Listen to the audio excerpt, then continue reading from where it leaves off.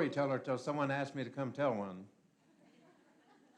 And I thought it'd be handy to carry this little piece of paper like I'm got little notes or something, but I don't. It's actually blank. That's how I preach, too. But I want to share just a moment, too, before we launch into any stories about the history of where I learned, because people have asked me even today, is like, Yona, where did you learn how to tell stories? And some of you that have been to some of the ceremonies here know that when I was growing up, I didn't learn how to speak English until I was about 9 or 10 years old. And I'm still working on it 60 years later. And when I was growing up, my grandfather didn't speak any English.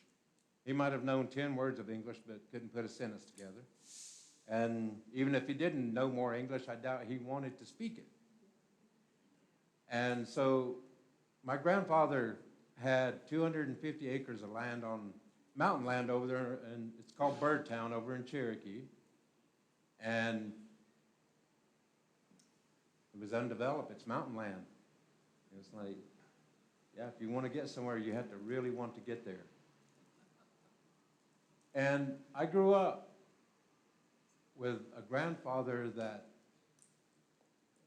even if he had a whole lot to say, didn't say much. Because everything that he wanted to share was already being said around us. And as a child, I didn't understand what that meant. Whenever my grandfather would say, well, Yona, if you'll just listen. You know, as a little kid, no, I need action. I need something to happen. That's back whenever TV was still new to us back then. So I needed TV. I needed adventure. I needed I needed my imagination to be stimulated. My grandfather used to wake us up in the morning. He'd never say anything. He'd just pinch us on the ear. You knew it was time to get up.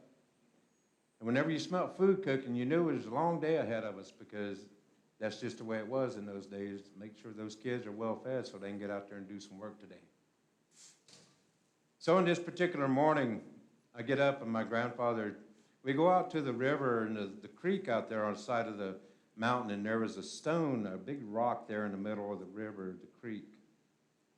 And as a kid, you know, I'd put my feet in the water, and my grandfather, we'd put our feet in the water, and we'd sit on the rock and listen. And when I'd take that deep breath to ask my first question, he would stop me even before it came out.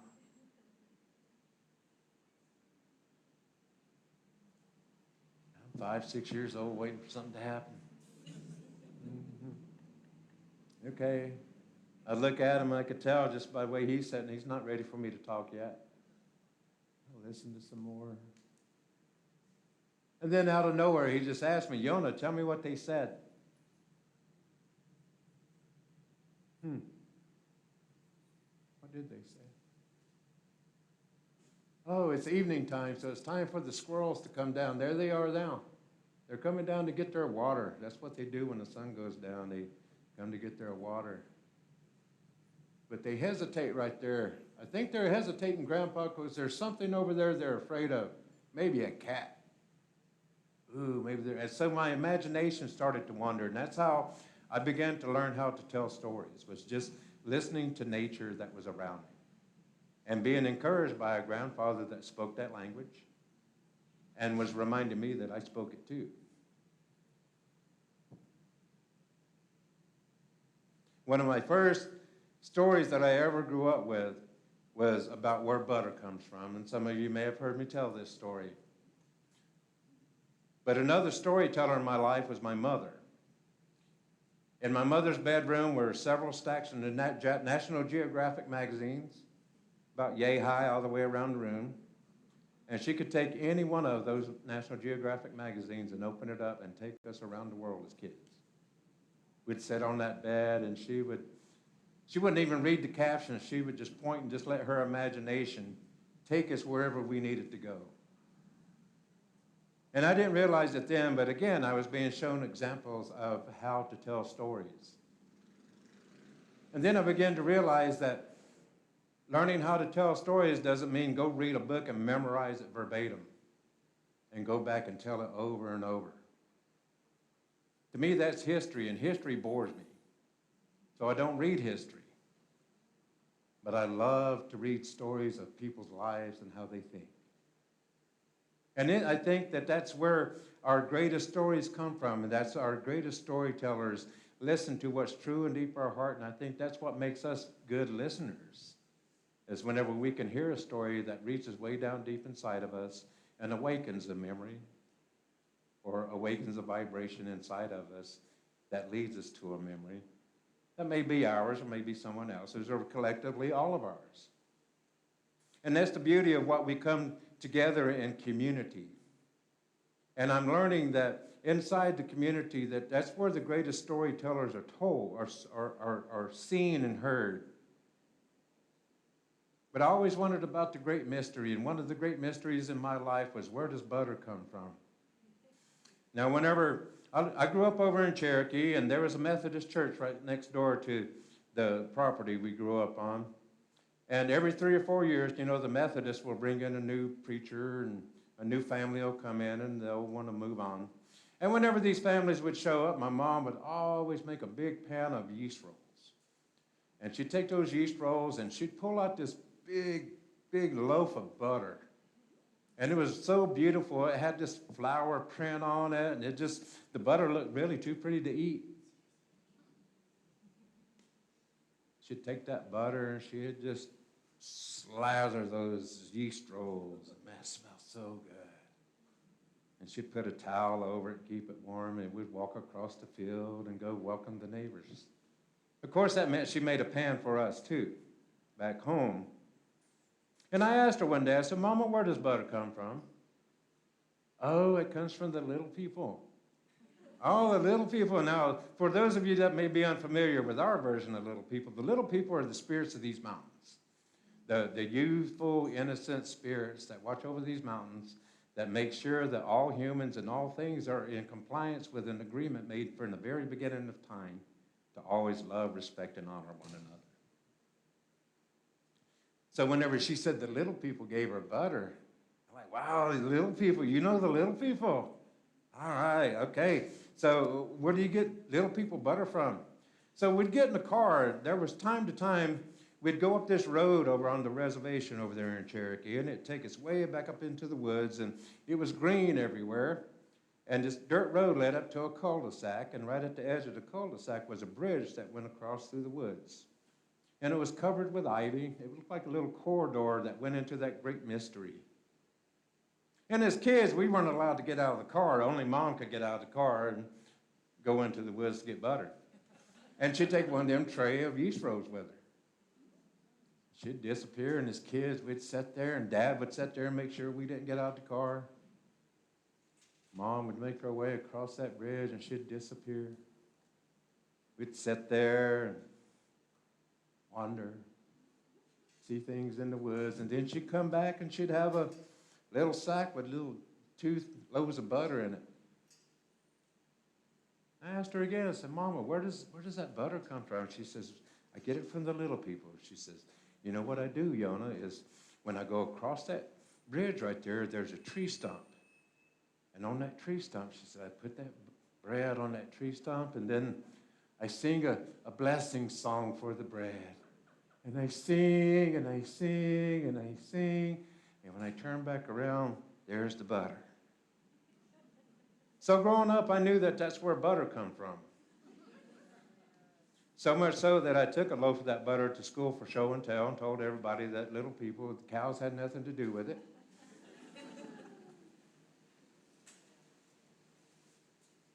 And as Mom told me that story, somewhere in my life, I began to understand what my dad was a Southern Baptist preacher. And somewhere along the line, he would always reference back to the Bible where it says, we're all created in the likeness of our Creator. Now, growing up, I grew up here in the South in the Bible Belt. I grew up with fire and brimstone, sermons, and Dad marching across the floor and behind the pulpit, making sure that you got it. The longer he preached, the louder he got. And I think the louder he got, he thought maybe it'd just stick more. I don't know. But I began to learn as the process of learning and growing up in these mountains As I grew older, I began to hear the stories of my own people, not the stories out of a book they called the Bible. Now, I can go down a lot of different paths with that story, but the one that comes from innocence is the very fact that I was fascinated by the Bible, and had it not been for the Bible, there's a good chance I wouldn't be speaking English as well as I do, because stories fascinated me. And my mother had a way of picking the Bible up, and yeah, that's a pretty decent story. Loaves and fishes, all these miracles, all these stories about regular people. And I think that that's the thing that was really emphasized to us in the stories, is how you build the characters. And that's part of the craft that I learned, is how did the Bible build up the characters of however they put into a situation in this story to make an impact on our lives. And some of the most impactful people in the stories are the ones that aren't even mentioned, the witnesses of the stories that are being told. And that's what really took me back to the core of the very first storyteller that I ever learned from. From the wind and the trees, the sound of water, the sound of wind.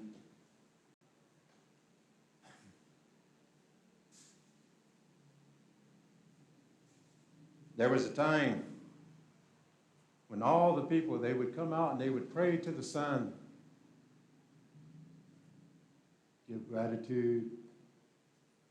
Every day they would rise, the whole tribe would come out.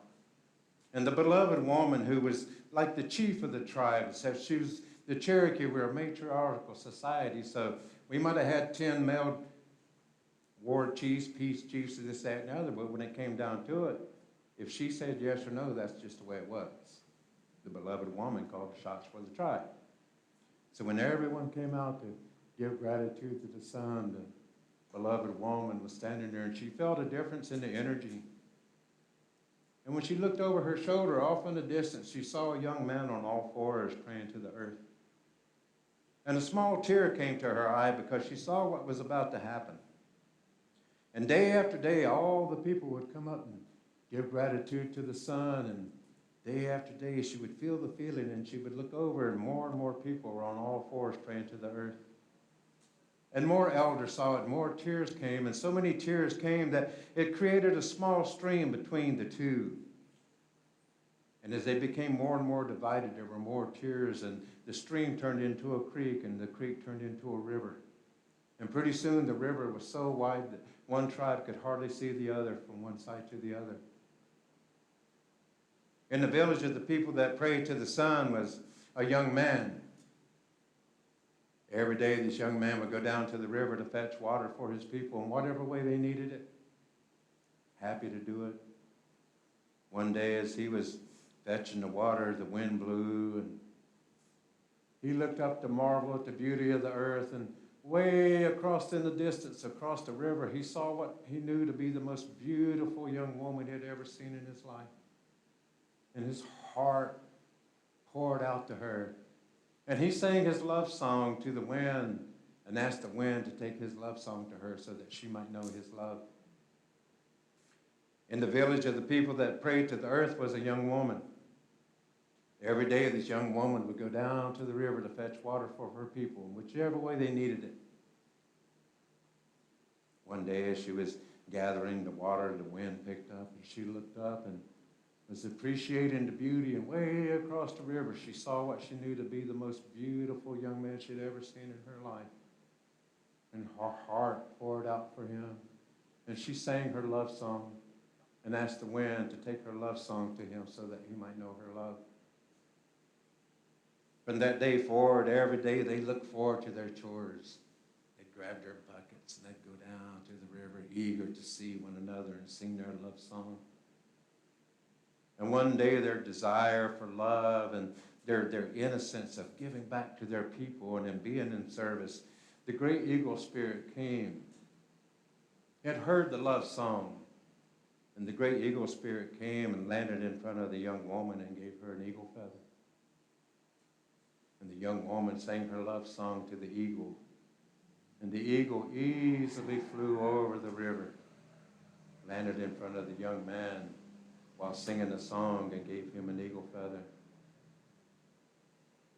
The young man was so humbled and blessed, and his heart began to sing, and he offered his song to the eagle, and the eagle rose up into the air singing the love song.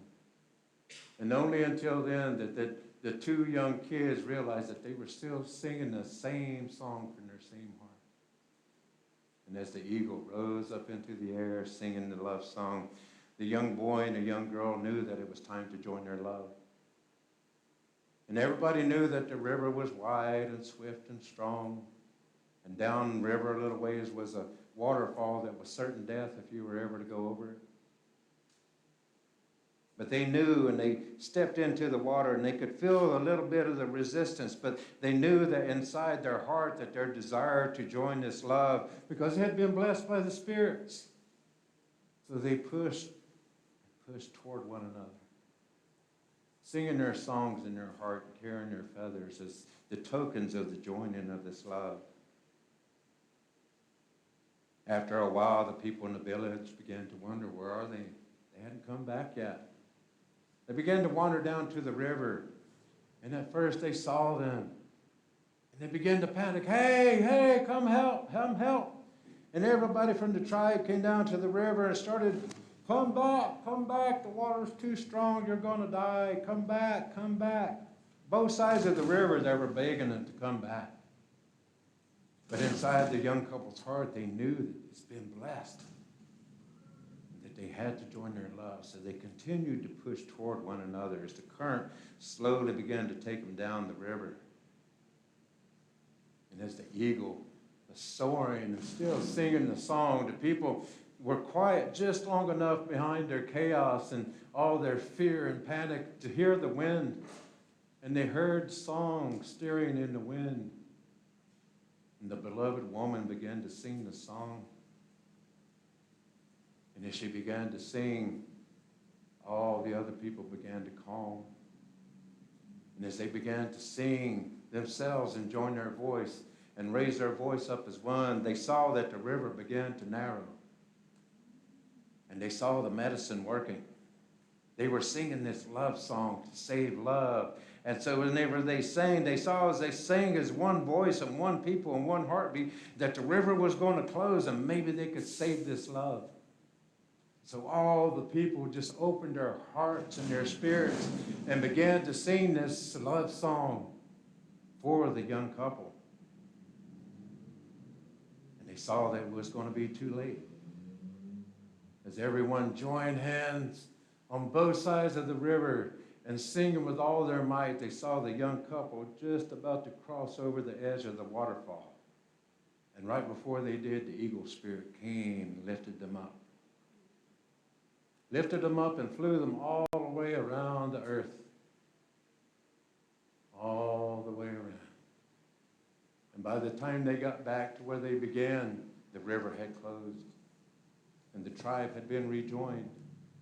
And as the eagle set the young boy and the young girl together upon the land as they stood together, and their love had brought the tribe back together as one people. And as they continued to sing the song and the people were singing, it became clear to the Cherokee people that love is the way that we will know balance in life. To the Cherokee people, this is how the equator was created. That line, that northern and southern hemisphere, the up, the down, the north, the south, the light, the dark. All of these things that we consider mysterious come into balance when understood and approached with love. And I offer that in a good way. Because to us, love is about what it is that whenever we have news stories, and have you ever wondered, you've gone into the library or the bookstore and there's just shells of ideas and creativity and thoughts and visions. Some of it's pretty good. Has anybody ever read The Maine Woods by Henry David Thoreau? There's a good reason why you've not read it if you haven't. Because for about 3 chapters, all he does is itemize. I bought 3 pennies for 2 cents. I bought 2 pieces of lumber for 5 cents. And it's just an itemization, and it's a tough read. But it's a story that comes from his heart. And it's about how do we learn from these stories, and why are we here today, or why are you here today? What is it that you're hoping to hear? Because there's a part of me that wants to go back and hear my ancestors tell their stories the way they did. And I wonder if sometimes that old story of when somebody says to them, okay, it was a cold, dark, rainy night.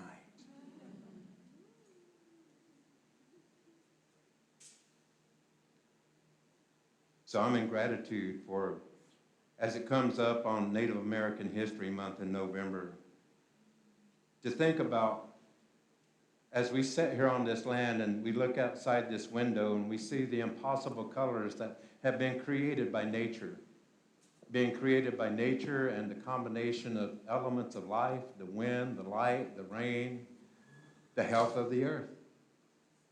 The beauty that we see around and above us starts from within. Starts within the very root. And I believe that those are the best stories that we can really latch into, is whenever someone can, maybe even a story can just be the first words out of a heart of not knowing anything or what to say. I have found some of the strongest stories I've ever started with, I don't know where to start. I don't know what to say. And some of the beginnings have come from sadness. Losing a loved one and not knowing how to explain. How could you do that? How could you allow that to happen? And then the story turns into the realness of how we feel inside. And then we hopefully begin to understand that stories aren't necessarily given to us as individuals to share differently, but it's the same story given to us all to understand as one. All the stories that we hear from the battles of life, the battles between countries fighting over whatever it is they're fighting over. And they're still doing it today. And to me, the greatest story ever told, because how many of you grew up with that TV movie, the greatest story ever told about the story of Jesus? You know, it usually comes on around Easter. Well, back when I was growing up, when we only got 2.5 TV stations around here, you had to watch one or the other. It was either that or Billy Graham crusades.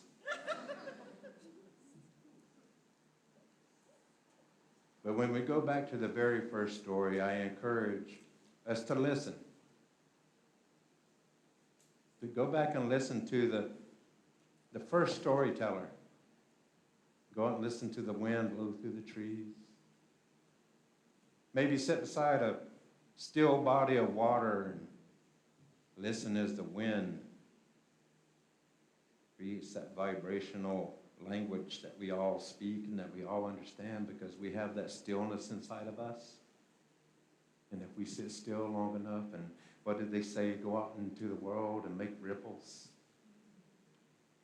You make one ripple, connects with other ripples.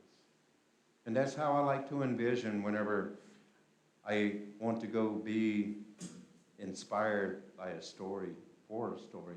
I go ask. I go out into nature. Got a story for me? Anybody? You? Oak tree, you got a story for me? Come here, let me give you a hug, man. Come here. Let me hug on you and just, oh yeah, give me some of that energy. Oh, because we believe that's where the internet come from. I mean, think about it. How many of you got laptops? You got a phone? I contribute. The resources. The ion chips, the lithium chips, the whatever batteries, all these precious minerals that we find and take the resources from Mother Earth and put them in these little boxes. Well, think about it. The Earth is one big computer because it contains everything it takes to create these things. And who do you think taught us how to make these? How do you think we learned? How do you think technology came about? I go out into the woods sometimes, and I was out there one day and I was enjoying the beauty. I was out in Southern California where I lived out there for 25 years. And I was walking through this beautiful habitat that was regrowing after a wildfire, and it was about 7 or 8 years later, and you could just now see some of the beginnings of refurbishing and then coming back to life.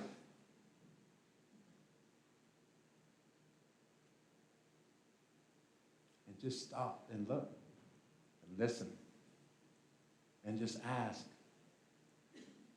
And all of a sudden, the silence was broken. I could hear a small plane flying over. And in a way, I could kind of feel the energy around me, kind of like.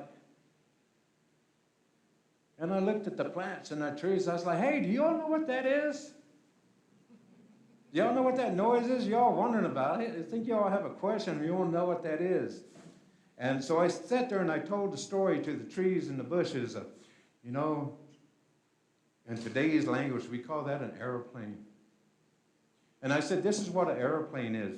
In the beginning of time, somewhere along the line, there was something or a human being with an imagination and a dream was standing up on the earth and saw this beautiful creature flying over. And it planted an idea, a seed in his mind to fly.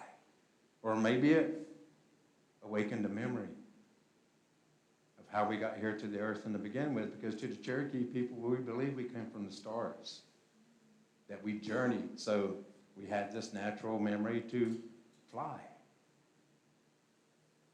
So maybe that's what was happening. I told the trees and the bush people and the flowers of, this is an example of the greatness of the creative mind and heart and spirit of what we have upon this earth. The resources that we have, once we understand to come back in the balance, we learn how to fly, and as evolution has happened, and we have taken the technology of the simplicity of earth, and we turned it into what we see around us. Electricity, lightning. Who was the person that said, well, let's take that lightning, put it in some wires, and turn these lights on? Or where was it? In the creation stories that we all come from. What is your heritage? I encourage you to understand is you come and listen to the stories, find the likeness, find the commonality that tie us all together. Because just like in everything else in life, through organized beliefs, religions, communities, or whatever we decide to call ourselves, there's a common bond that ties us all together. And to me, I believe that it's the heartbeat of every living thing upon this earth, because if you're a plant that has a heartbeat, whether you're a tree or some of that water out there that's breathing life, or the wind, that if you have that life inside of you, then yes, we are all related.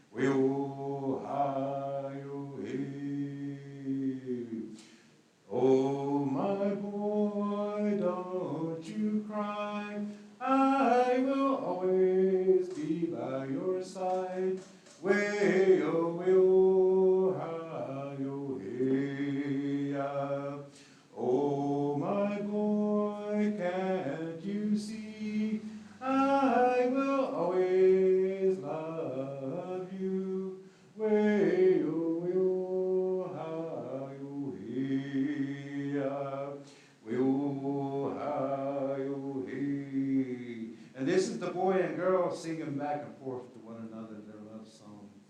Well, well, well, well, well, hi, oh, hey. Well, well, well, well, well,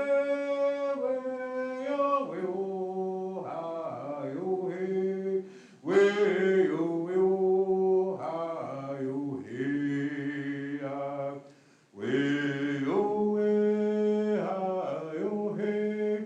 Way, oh, hi, oh, hey. Way, oh, hi, oh, hey. Way, oh, hi, oh, hey. Oh, my girl, don't you cry. I will always be by your side. Way, oh, hi, oh, hey. Oh, my girl, can't you see? I will always love you. Way, oh, hi, oh, hey. Way, oh, hi, oh, hey. And then they come together and sing to Mother Earth. Way, way, oh, way, way, oh, way, oh, hi, oh, hey. Way, oh, way, way, oh, way, way, oh, way, oh, hi, oh, hey. Way, oh, way, oh, hi, oh, hey. Way, oh, way, hi, oh, hey. Way, oh, hi, oh, hey. Way, oh, hi, oh, hey. Way, hi, oh, hey.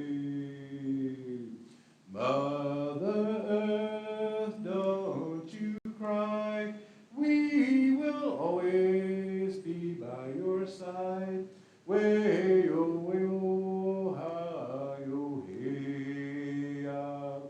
Mother Earth, can't you see? We will always love you. Way, oh, hi, oh, hey. Way, oh, hi, oh, hey. So much.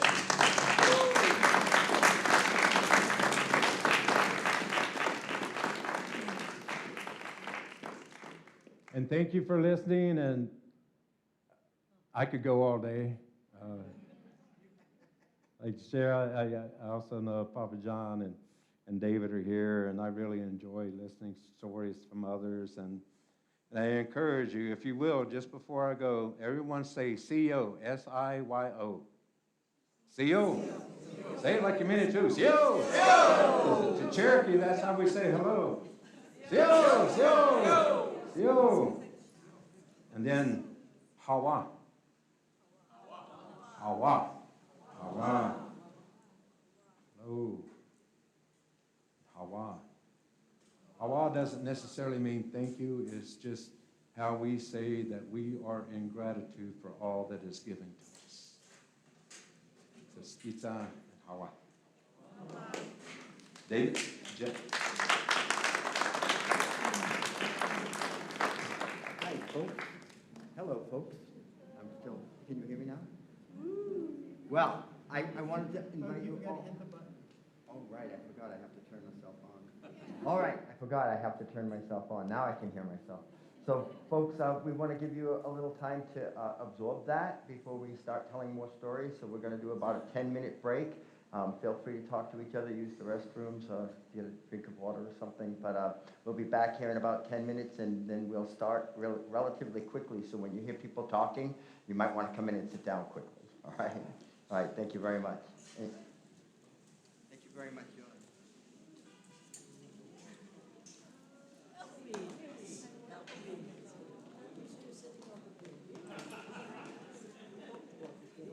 Yes. This is David.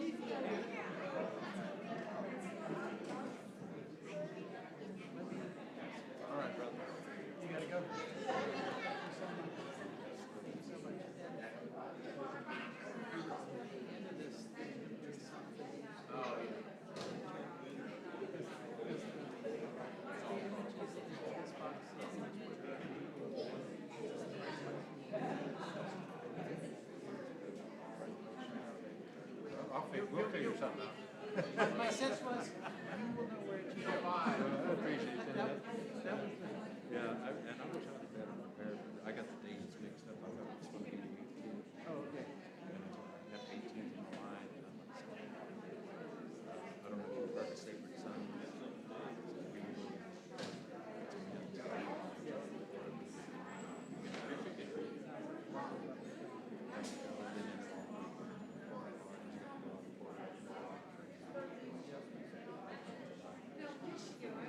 Get a chance to go figure something out because there's opportunities.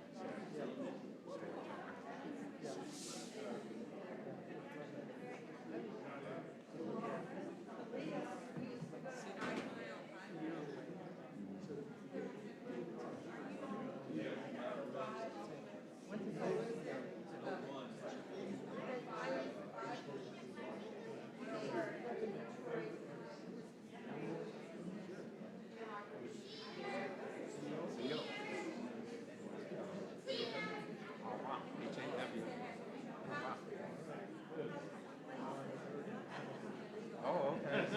Coach talk already.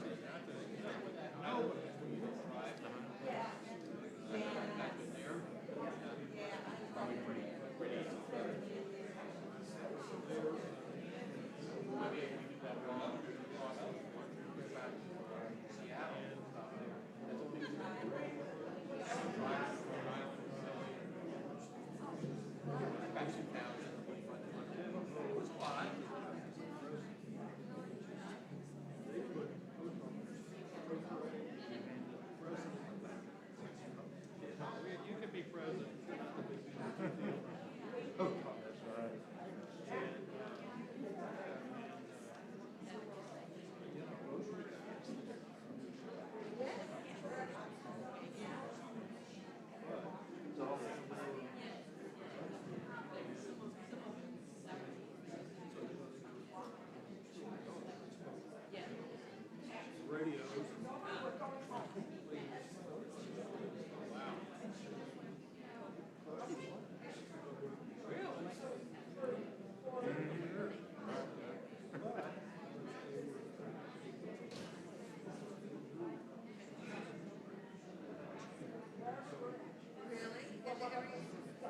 The other one. Can you say like 5 more minutes?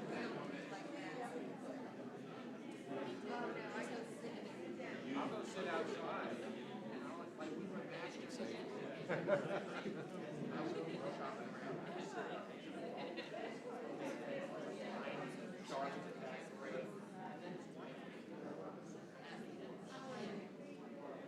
Sitting down in the rocking chair.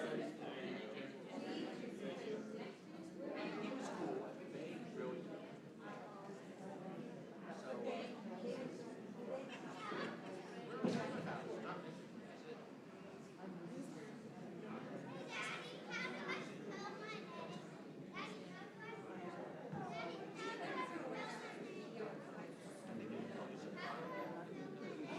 But there's a beautiful park here.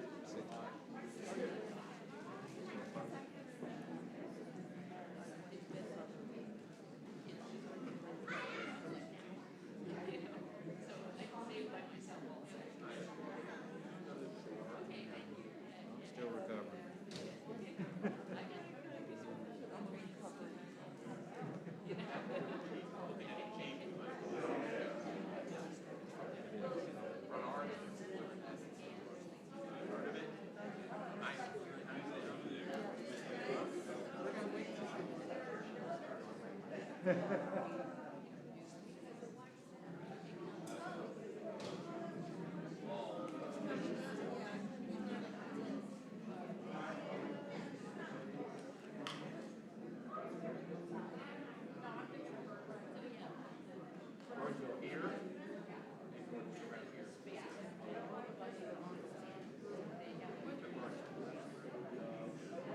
Mountain Air Place. We went and looked at it once.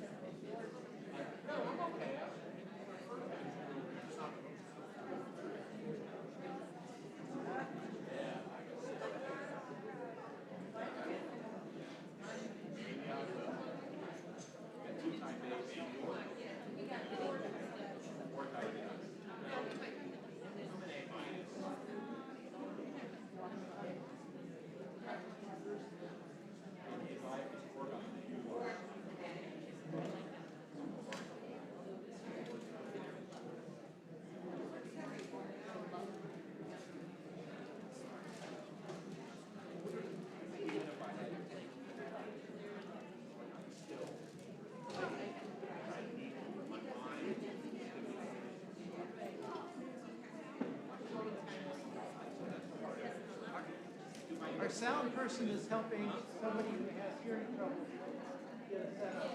As soon as we have them back again, we can start.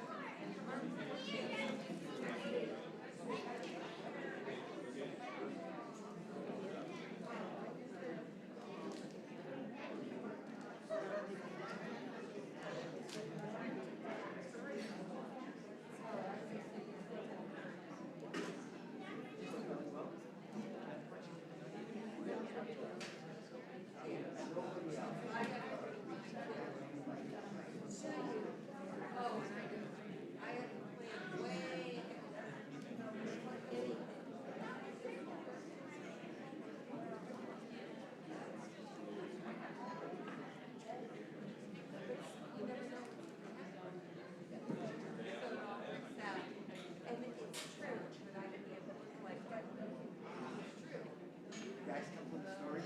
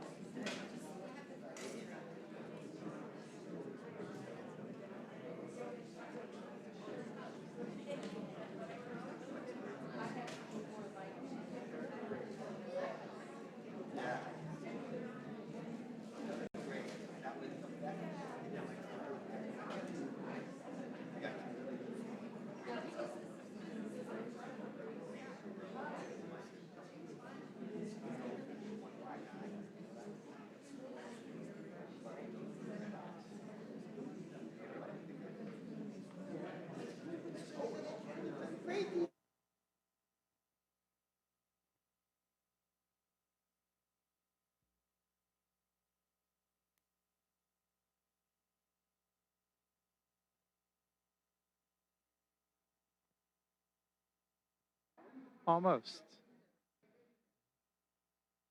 We'll find out. Oh, I think I am on. So if people settle back in, I'll start with a couple stories, and Joe will tell some stories, and we'll do another round. I just said if as people settle in, we'll start some more stories in just a moment here. Yona had to run off. He's got a gathering of 400 men and boys that are doing rites of passage. So he's heading off to lead a sweat lodge. That I think potentially 2 sweat lodges this afternoon and a full evening. I want to start off.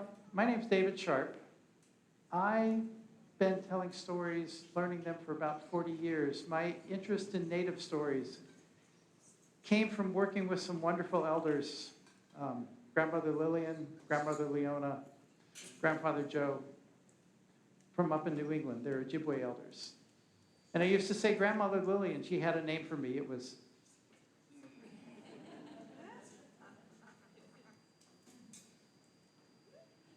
she would wave her finger and, you know, there was a circle about this size and I'm being shy over on the other side. She's like, nope. Right here. And whenever you'd ask them questions, different questions about, you know, how should I do this? They'd look at me, this puzzle, and they'd go, you know what to do. That was most often the answer. Listen through your heart. This first story that I want to share is a Cherokee story. I first saw it in a little paragraph about this big. And in living with the story, they grow, they change. Well, they don't change, but they grow and they fill out, and they become more alive. This is the origin of the wild strawberries. Have you ever been in an argument? Ever? You've never been in an argument, right? You just look too happy and peaceful. But most of us have been in an argument at some point. And have you ever been in an argument that you knew you were right? You were certain you were right, but you couldn't remember what you were arguing about?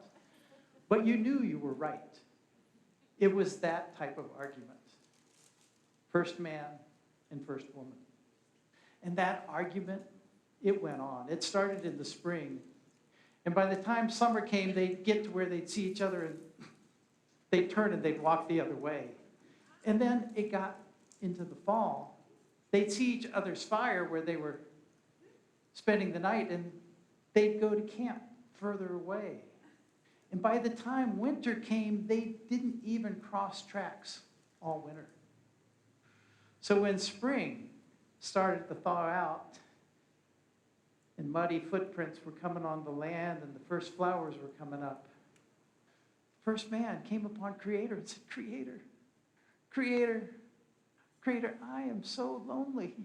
It's been a cold winter. It was a long, cold winter. I am so cold and lonely. Why, I want to I want to apologize. I still think I'm right, but she's more important than this argument. And yet, when I try to catch up with her, she runs away and I can't catch up with her. And Creator thought about it. He thought about the work he had done into creating these two-leggeds. And he realized that first man and first woman never talked again. Well, that was going to be it for the two-leggeds. So he decided he might help out a little bit. And so his first woman was going about, all of a sudden in front of her, an apple tree sprang up. And it went to flower and filled with apples. Beautiful apples standing everywhere. She picked one and, oh, it was really good. So she ate another and she threw the apple cores and she picked a bunch of them and wrapped them up. And she saw first man coming and so she took off. And first man, well, he tried an apple. It was really good. And he kept going. And first woman, she was going off. She ate all those apples, threw the cores over her shoulders. First man was going behind her. He was eating apples. He was throwing. So there's apple trees everywhere. They say it was Johnny Appleseed, but it's first man and first woman who scattered those apples. And the next thing, a pear tree sprang up in front of her. And oh, it was even sweeter than the apple, and the juice went all down her face. Oh, it was so good. She ate another, and first man was coming up behind. She picked a bunch.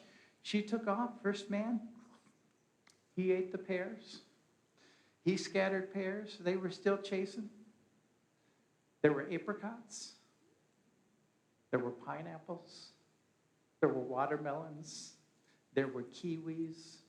Can I tell you, this argument covered a lot of ground? It went all over the world, and finally it came back into Turtle Island. Turtle Island is a name for North America. They say that if you use your imagination and see Florida and Mexico and Baja and the Maine and the paws up forth, that this land is a turtle, and it was formed on the back of a turtle with the first mud. Well, this argument, it came back onto Turtle Island. And there on Turtle Island, Creator was like, I need to do something to slow first woman down. So he tried blueberries. Have you ever tried to move quickly through a blueberry bush? You can't move quickly, but you could nibble at the blueberries as you're going by. They're really sweet, and they were eating the blueberries, and she managed to wiggle her way through the blueberry bush. And first man wiggled around behind her, and then came raspberries. They grabbed on, and they held tight. They even drew a little blood, and they were sweet. And then there was blackberries. Now, have you ever tried to move through a blackberry vine? They grab on, and they hold, and they dig in, and they drew deep blood. But she ate those blackberries, scattered them, and then came into a field like this opening here, and there were the tiniest, beautiful, heart-shaped red berries. Have you ever had wild strawberries? Who's had a wild strawberry in their life? It's like all the taste and flavor of a big California strawberry squeezed down into the tip of your little finger. And you got to get on your hands and knees and crawl. And she was crawling, eating them, and they were so sweet.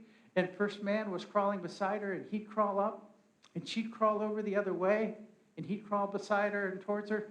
And they were crawling through the field, and first man looked at Creator and said, Creator, what can I do? And Creator looked at first man and said, I've done what I know how to do. And first man, for the first time, realized he had to think for himself. So he started gathering those wild strawberries and kept picking them until he had picked so many that it took both hands to pick them up. And then he got in the tall grass as First Woman was coming towards him and held that pile. And she came right to that pile of wild strawberries, and she took one, and oh, it was so sweet, it was lovely. And she took another, and she noticed a little fingertip. And she ate it, and she took another, and she noticed a wrist going down to an elbow. And she took a few more, and she took another handful, and she looked up. And for the first time in almost 6 months, she looked into the eyes of First Man. He said, I'm so sorry. I don't know what we were arguing about, but you're more important. I love you. And well, she took those strawberries, and she put them in First Man's mouth. And he took a few, and he put them in her mouth. And pretty soon, there were strawberries and juice, and well, this is a family show, so I can't tell you everything that happened right there. But you're here, and you're here, and you're here, and you're here, and you're here, and there's a whole lot more two-leggeds. So First Man and First Woman got together. And they say that the strawberry, with the helper of the other berries, that the strawberry is the heartberry. And Grandmother Lillian, she always told me, it was to remember the sweetness of life and let go of any resentments. That's the origin of the wild strawberries.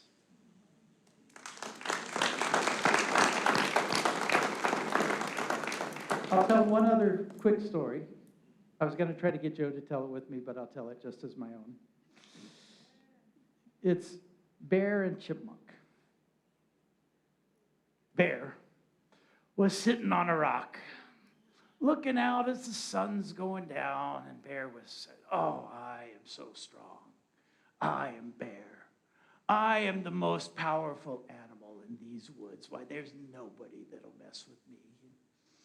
Chipmunk came up beside Bear, and Chipmunk went, oh, Bear, you are very powerful. You are very strong. Well, I'm so powerful.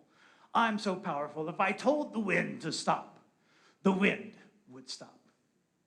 Really, Bear? Oh, I am so powerful. I could make anything move. I could tell the moon to spin around the world once every day and change sizes and shapes faster than it does. Why, I could do anything. Is that true, Bear? Why, I am so strong and powerful that if I wanted to, I could make the sun not come up. Bear, you couldn't do that. Oh, I am Bear. I am the most powerful. If I tell the sun not to come up, then the sun will not come up. Really, Bear? So let's watch. And Bear and Chipmunk, they sat down and they watched the sunset, and then they turned around and looked to where the sun usually comes up. And they stayed up all night watching. And the bear was there and says, the sun will not come up. The sun will not come up. I, Bear, command it. The sun will not come up. And the chipmunk, the sun, it will come up. The sun, it will come up. Bear is such a fool. The sun, it will come up. The sun will not come up. Can you help me? The sun will not come up. The sun will not come up. I, Bear, commanded. The sun will not come up. And Chipmunk was, the sun, it will come up. The sun, it will come up. Bear is such a fool. It's okay, Bear. Yeah, Bear is such a fool. The sun, it will come up.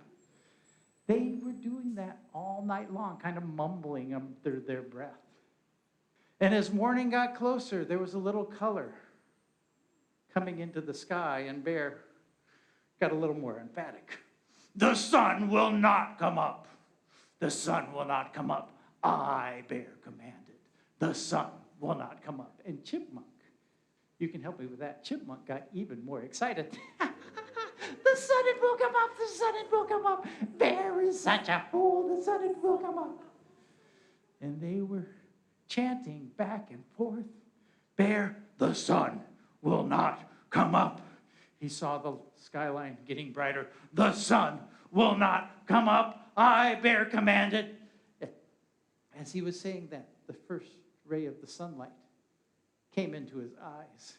And Chipmunk jumped up and down. Ha, ha, ha, ha, the sun came up. The sun came up. Bear is such a fool. The sun came up.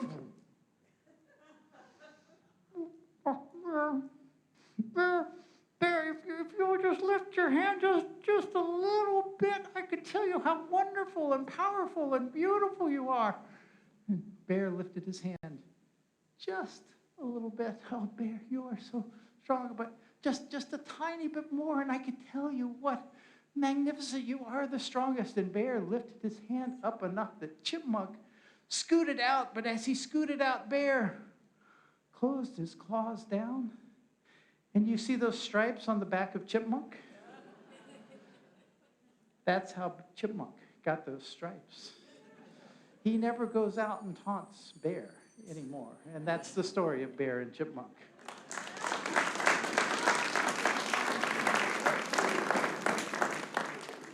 PapaJoe is a traveling storyteller. He's been a traveling storyteller for probably 40 years. Yep, a little over 40 years. He lives out of his vehicle, and he's been doing that for a decade at least. And that includes through New Hampshire winters and other such things. We're very fortunate to have him. He's been a dear friend of mine for over 30 years. PapaJoe. And I remembered to turn on this time. So I grew up in storytelling. My mother was a storyteller. There was lots of storytelling that went around at that time. It would be when, well, you know, a lot of you know that there wasn't TVs in every room in the old days. We spent a lot of time outside. I actually made a study of what's called Shaggy Dog stories in 3rd grade, but I actually started telling stories when I was 3 years old. At least that's what I'm told. I don't really remember. When I got older, I wanted to be an educational psychologist. I wanted to be a psychologist at first, and then I realized that psychologists have a really, really difficult job. They're almost never successful. Helping adults become healthy is really difficult work, and mostly because they learned to be unhealthy when they were children. So that if we would actually turn our attention to the kids and help them become stronger people, there'd be less damaged children growing up to damaged adults.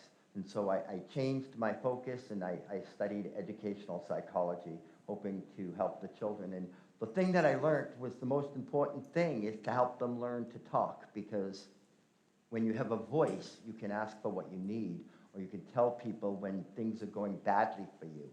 So I put together a little program I called Creative Communication, and it was a hit, to say the least. I found a school that let me work on my senior project, and started telling stories, singing songs, playing games with the children, teaching communication skills in a way that children learn, which is to actually do things instead of talk about things. And immediately I started getting calls from the parents of these children, and those parents were PTA presidents and librarians and et cetera. And suddenly I was being called, and they said, "PapaJoe, come tell us stories." Well, I say PapaJoe, that's what the kids call me. They didn't care.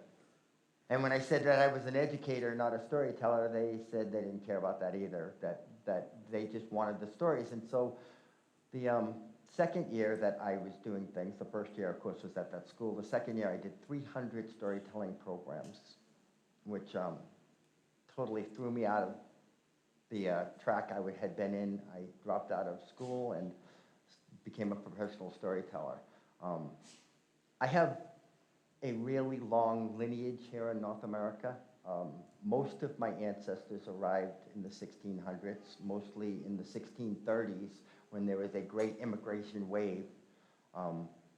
And most of my ancestors are probably what we call Acadians. They're the first French colony. It was what's now Nova Scotia. My father is pure-blooded Acadian, and my mother is a little Acadian, so I'm more than half. So I studied my family lines, and they go up into, there are 4 Native American grandmothers, 5 Native American grandmothers, but one of them we're not really sure about, so I hesitate to call on her. None of them have Native names because, of course, we don't care about women or natives, at least not back then. That wasn't recorded. 3 of them have first names, but then most of my grandmothers don't have names at all. The way we keep track of the world is through the men's lines, and hopefully that's changing, but the stories don't come from the men, actually, or some of them do, but most of them come from the women. So most of the stories that I know are actually women's stories.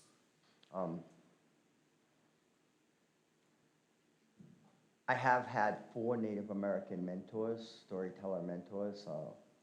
One of them was, 3 of them were from the Northeast tribes, which is where my family lines come from also. And so I sort of have a special feeling towards the stories of Glooskap, which are kind of an interesting collection of tales about the origins of things. And up in the Northeast, which includes the Maritimes of Canada and New England, Glooskap is quite the folk hero. And in each of the little cultures that grew up in those spaces, he's a little different. So I'm kind of partial to the Micmac version of Glooskap, and I wanted to share a story about him. He's the equivalent of a god. It's a Glooskap. Some people said he was a god, that he created the mountains and the rivers, that he carved the valleys. Other people said, no. Glooskap is just a character in a story. Other people said, no, no, no. Here's historical fact that Glooskap once existed. No, I don't know, because I didn't live back then. I live today. And today there are lots of Glooskap stories. And my very favorite Glooskap stories are about when Glooskap was a little boy. But when Glooskap was a little boy, he lived in the Wetu, which is the home of Grandmother Woodchuck.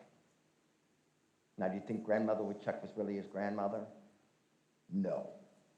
But Glooskap had been raised to be very polite. So if someone was older than him, he would give them the title, grandmother, grandfather, auntie, or uncle.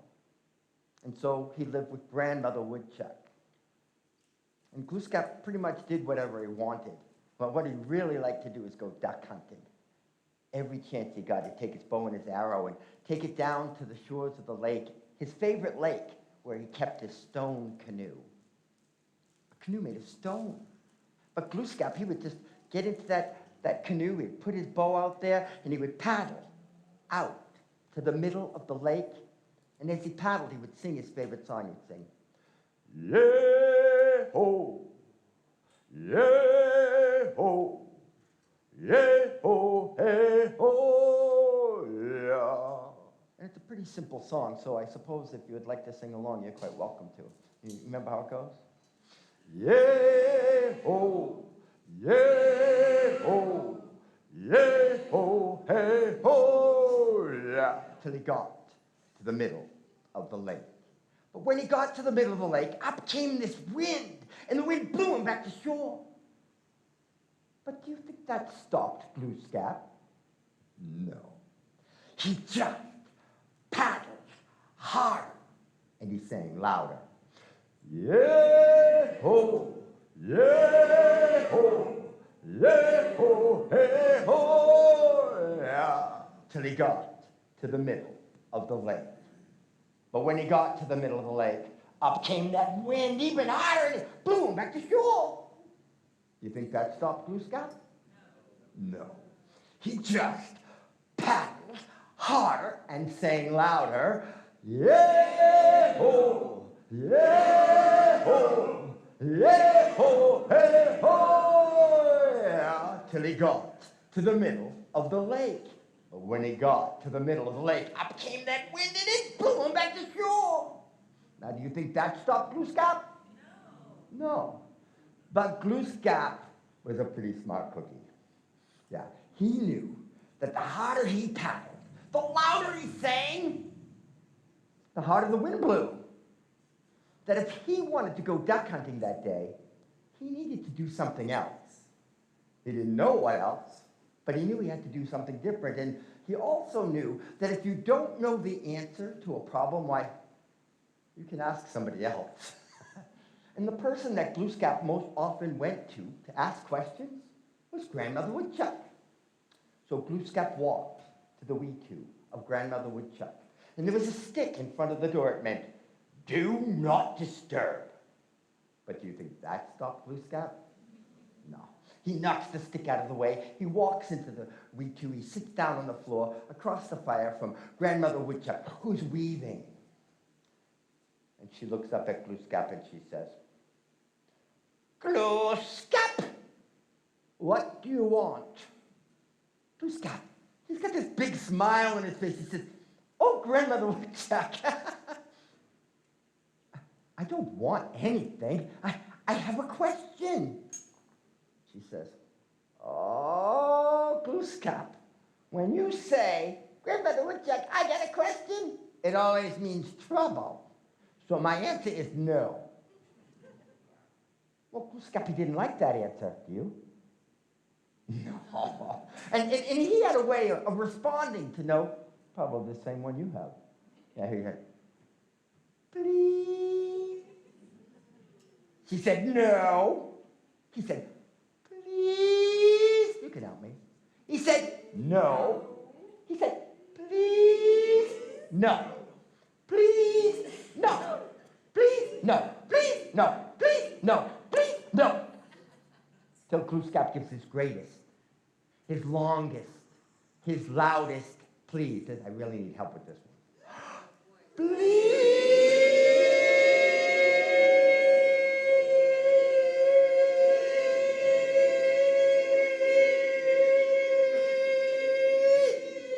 Until Grandmother Woodchuck says, Glooskap, if I don't say yes, you're going to freeze me to death. What do you want?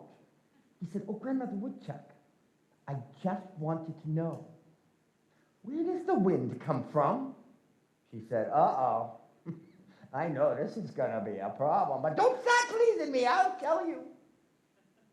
Far, far away, high on a mountain top, there lives a giant eagle. Every time he picks up his wings and brings them down, whoosh, he makes the wind. And Glooskap smiled. He said, Grandmother Woodchuck, I have another question. Where would one find this mountain? She says, uh-oh, Glooskap, I knew this was going to be a problem, but I already told you it's far, far away. Besides that, if you want to find where the wind is coming from, stick your nose into it and walk forward. And Glooskap, he smiled. He said, bye-bye, Grandmother Woodchuck. And he stuck his nose into the wind, and off he walked. You guys can help me with a beat? It would be really great. You know, if we were had a powwow, there'd be Native American drummers here to help us with this, but since there's not, I guess that's your job now. So Glooskap, he walked, and he walked for days and days. He walked for weeks and weeks. I said it was a long, long way, right? For over a year. And he walked through the marshes, and they sounded like this. Splish, splash, splish, splash, splish, splash, splish, splash. He walked through the tall grasses, and they sounded like this. A whoosha, a whoosha, a whoosha, a whoosha. He walked beneath the tall trees where the leaves were so thick. Up here, 'cause you couldn't hear a thing. He walked, and he walked, till he came to a mountain. Then he climbed, and he climbed. But as he climbed, that wind blew stronger and stronger until it blew his shirt off. Think that stopped Glooskap? He climbed, and he climbed. And as he climbed, that wind blew stronger and stronger till it blew his pants off. Think that stopped Blue Sky? He climbed, and he climbed. But as he climbed, that wind blew stronger and stronger and stronger till it blew his headband off. Whoosh! Then it blew his hair off. Whoosh! And his eyebrows off. And by the time Glooskap reached the top of the mountain, he had no clothes. And he had no hair. And the wind was blowing so hard, he had to pick up a boulder and carry that with him to keep the wind from blowing him away. But when he came to the top of the mountain, he saw a huge eagle. And it lifted its wings up and brought them down. And Glooskap, he called to the wind eagle. And it was really windy, so it was really hard to do. Grandfather Eagle! Grandfather Eagle! The wind eagle folded its wings behind its back and said, "Eh? What do you want?" Glooskap, he said, "Oh, Grandfather Eagle, I just wanted to say, you make the most wonderful wind." And the wind eagle said, "Grandson, you like my wind? I'll show you my best wind." Picked up his wings and whoosh, whoosh, whoosh, blew Glooskap and the boulder right off the mountain. Yeah, Glooskap had to climb all the way back up. This time he was carrying 2 boulders to keep himself from being blown away. And when he finally reached the top of the mountain, he called to the wind eagle, "Grandfather Eagle!" The wind eagle folded its wings behind his back and said, "Grandson, what do you want now?" Glooskap said, "Oh, Grandfather, you make the most beautiful wind, but what? I didn't want to get his butt blown back off the mountain again. "But, why do you make the wind here? That mountain over there is much taller. If you made the wind over there, it would be much better." And the wind eagle said, "Grandson, it doesn't matter. My legs are made for standing here. I can't climb mountains. My wings are made for making wind. I can't fly there. I have to stay here." And Glooskap said, "Oh, Grandfather Eagle, I could make a harness out of vines, tie it around you, pick you up, carry you over to that mountain. You can try it out. If you like it, you can stay. If you don't, I'll bring you back here." And the wind eagle believed Glooskap. Do you? Well, he did get some vines, and he did make a harness, and he tied them tight around the wind eagle, tied the wings tight to its side. Then he picked up the wind eagle, and he started carrying it, but he didn't go to the other mountaintop. No. He found a big crack in the side of the mountain, turned the eagle upside down, and dropped him into the crack. The wind eagle said, "Oh, grandson, what happened?" But Glooskap, he just walked away. The wind eagle said, "Hey, get back here!"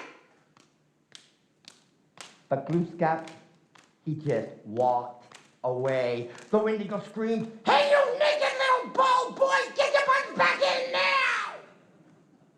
But Glooskap, he just walked away. Walked down the mountain, and what did he find? His shirt. Put it back on. And his pants. Put those back on.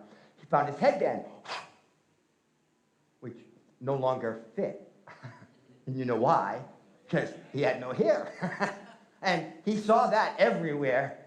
And he couldn't put that back on, but he didn't care, because, you know, it grows back. He's got a long walk. Glooskap, he walked, and he walked for days and days. He walked for weeks and weeks, for months and months for over a year. Walked through the swamps where it sounded like swish, swish, swish, swish. He walked through the tall grasses. That's where it goes, swish, swish. Swish, swish, swish. Walked beneath the tall trees where the leaves are so thick you couldn't hear a thing. And he walked till he came to the lake, and there was no wind. So he gets back into the canoe, and he paddles out to the middle of the lake, so excited he's going to go duck hunting. Oh, he's so happy. Of course, he sings his favorite song. Yay, oh, yay, oh, yay, oh, hey, oh, yeah, till he comes to the middle of the lake. But when he came to the middle of the lake, he wasn't happy anymore. He wasn't. You know why? Well, first of all, it was really hot. Yeah, and the sweat was dripping down his face, getting on his eyes. Oh, I hate that. And second, it smelled horrible. Oh, the stench was disgusting. And then when he looked into the water, it was covered with this green slime. Green slime everywhere. It was on the side of his canoe. It was on his favorite paddle. It made him so angry, he turned that canoe around and he paddled back to shore. And he was angry, so he didn't sing his favorite song, so you can't either. But when he got to the shore, Glooskap walked to Grandmother Woodchuck's wee-two, and there was that stick in front of the door, the one that meant do not disturb. Think that stopped Glooskap? Nope. Knocked the stick out of the way, walks inside, sits down. Not such a big smile on his face. Grandmother Woodchuck, she's still weaving. She did that a lot. And she looks up, she says, Glooskap, what do you want? Glooskap is like, oh, Grandmother Woodchuck, I was just wondering about something. She says, uh-oh. Glooskap, whenever you say, I was just wondering about something, it always means you're in trouble. What did you do now? Glooskap said, Grandmother Woodchuck, I'm not in trouble. I didn't do anything. I'm just wondering, why is it so hot outside? And why is the air so stinky? And what's all that green slime doing on my lake?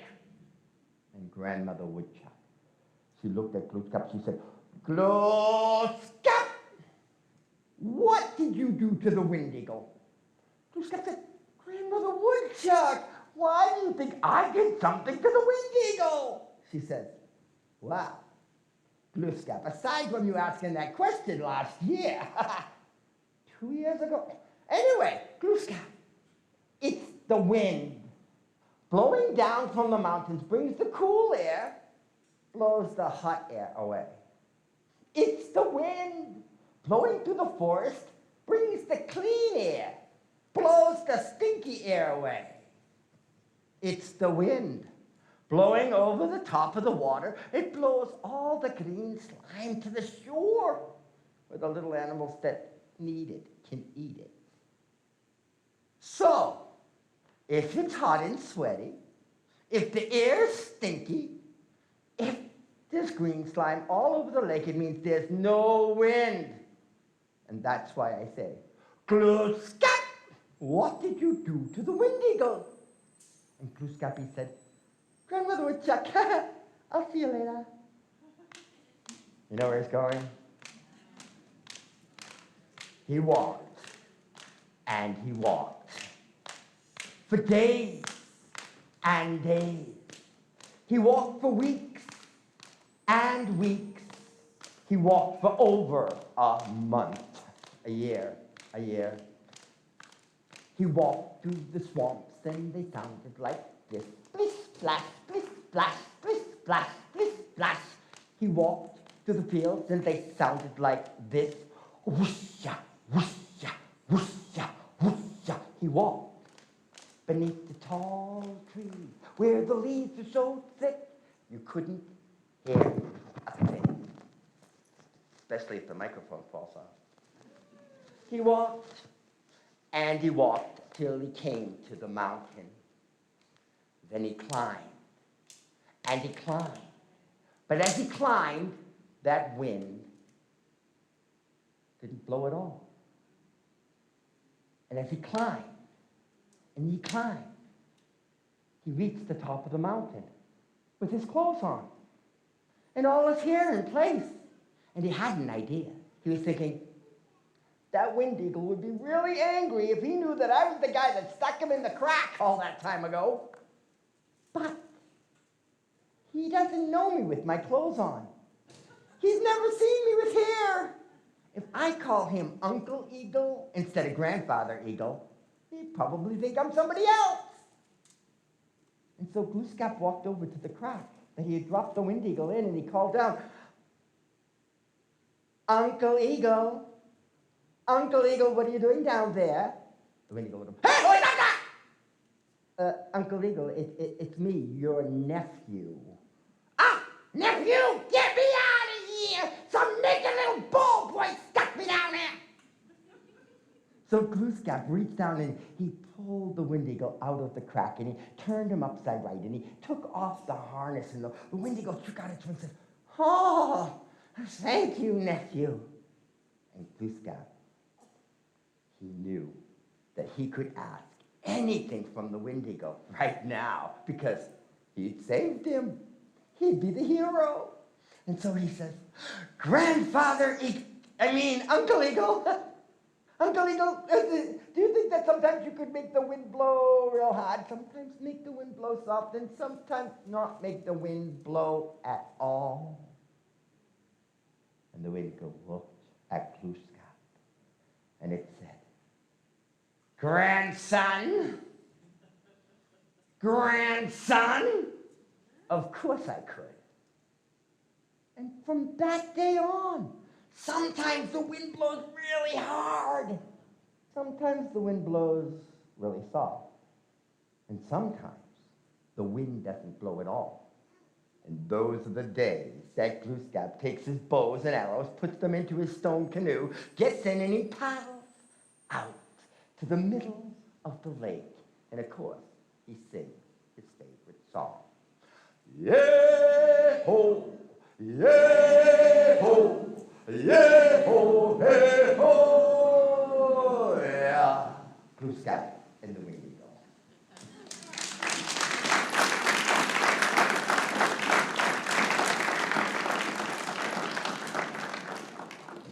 So part of the purpose of having a Native American storytelling festival is to bring people together so that they can learn that it's okay to tell stories, that it's actually an important part of our culture. Not telling stories is really just pretty much passing that off to Madison Avenue or Hollywood or some other group to pass on our cultures. The stories that we have to share, the stories that we can bring to life are our cultures. It's like when you're looking for an answer, it is. All the answers are inside of you. How to tell the stories are also inside of you. It doesn't matter. You don't have to be smooth. You don't have to remember the words. It doesn't matter about that. What matters is the concepts that you're sharing. When a story speaks to you, it's because it's something you need to hear. Maybe to share. Maybe for some other reason. I can't answer that. You would have to find those answers. I have to tell you that the stories that I've chosen or have chosen me lived with me for some time before I told them, sometimes for decades. Other times, I wake up in the morning and I have a story in my head and I have to figure out where it came from. But I probably heard it a week or a day ago sometime from another storyteller. I listen to lots of stories.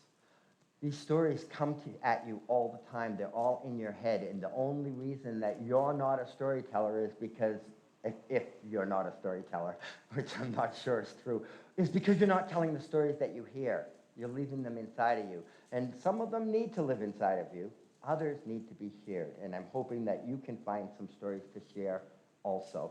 And if some of you have some stories that you think would be appropriate to share for this group today, we'd like to invite you also to come up and tell stories. So I don't see anybody jumping up and down saying, pick me, pick me. But if you do have a story and you feel inspired, please let us know. Either me or David, and we'll make sure you get some time. Perhaps this is a good time to take another 5-minute break? Or did you have another? Oh. You want to do Mo Shop in the Pub? Okay, got one more story for you, then we'll take another short break. Yeah. This is a story from a man who was a wonderful teacher at both of ours, medicine story, from up in New Hampshire, or Massachusetts, I guess. But he did a lot of teaching in Europe and all over the place. He was he Wampanoag? Yeah, I thought he was a Wampanoag storyteller. Coastal Mass. Yeah. There were two brothers, Mo Shop and Manadoo. And both of them were a bit like Gluskabi. They could create things and make things happen. And Mo Shop would come up with wonderful ideas. So he created the birds that flew, the beautiful butterflies, and Manadoo got a little bit jealous, and he created mosquitoes and bees. Not the types of bees that make honey, but more the wasps that come and sting you and annoy you. Why, Mo Shop created beautiful green plants, wonderful trees, bushes. Well, Manadoo, being jealous, he created poison ivy, poison oak, poison sumac. So it was those two brothers. They were creating different things, but it's Mo Shop that I'm going to talk about most in this story. And he lived in the coastal area, and the people, for fishing, they would create these weirs. So the tide would come in, and the fish would get over the nets, and as the tide went out, the fish would be caught in the nets, and they would be able to go harvest them when the tide was out. And they'd love to harvest the fish out of the weirs. But then one day, this animal that hadn't been there before came in, and this animal was very ornery, and it came in and it started tearing up all the weirs, and Mo Shop went out to talk to it. And this animal, it was the shark, the first shark. It came and it chased after him, and it would tear after the people too. And why, Mo Shop was trying to talk to it, and it was coming swimming after it, and Mo Shop was saying, you need to quit doing this. And the thing was swimming away, and Mo Shop got so fed up and angry, he took his axe and he threw it, and it landed right in the back of the shark. And that shark swam around, and it broke the handle off the axe, but it swam around, and that axe was sticking up out of the water at the back of the shark. And to this day, as sharks swim around, they have that blade sticking out of the water. And at least this way, they could see when the shark was coming. And so when the shark was coming, they'd get out of the water so the shark didn't attack the people and the different animals. But it would tear in, and it was tearing up their wares, and they were trying to rebuild them and trying to fish, and they were getting very hungry. And they gathered together all of the animals for a great council to talk about what do we do about this shark thing that's out there swimming. And they came, and they were right on the shore, and there were all the animals of the sea. The whales, the dolphins, the octopus, the starfish, the snails, the sea cucumbers, all the animals of the sea. And there were all the animals of the land. The eagle, the coyote, the bear, the buffalo, the raccoon, the possum, the porcupine, the rabbits, all the small little people. They were all there, and they were discussing, as they do in a council, listening to each other, what do we do about this shark thing? And Gluskabi explained it to those that lived inland and weren't relying on the sea, that there's this thing, this shark that's coming, and it's tearing up our wares, and it's tearing us up too, and we need to do something about it. And they were not coming up with an idea. You know, we could fight it, we could do this, what do we do? And then amongst the porpoises, there started to be this chatter. Well, we definitely don't want to fight it. But we should do something. We do need to address it. We do need to get there. But there's a lot of us. They were coming up brainstorming ideas. And then as they were talking, one of them said, well, you know, what is it that we do best? What do porpoises do best?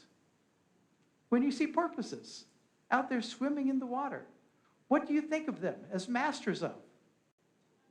Play. Oh, play. We play really well. Oh, yeah, we play better than anybody. So we don't want to fight with this thing, but let's go play with it.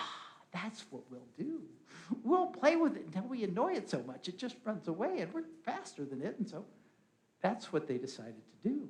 So the whole group of porpoises, they went out swimming, and when they saw the shark coming, the shark, what are you? I'm on my way and busy. And he was swimming along, and one of them bumped it right in the side. What are you doing? And another one jumped over in front, and they swam underneath it and tickled it. It was like, what are they doing? And they started just playing with it. And they played with it so much that eventually it turned around and swam back out to sea. And if you see a school of porpoises, when there's a shark nearby, they will do that. They will play with it until they chase it out of the area because they're the masters of play. And that shark left. And whenever you have porpoises swimming around, you're safe from the sharks because they will play with it until it runs away. And that's the story of Moshop and the porpoises.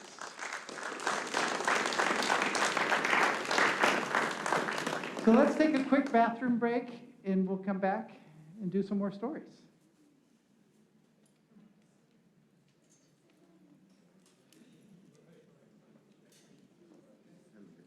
Yeah.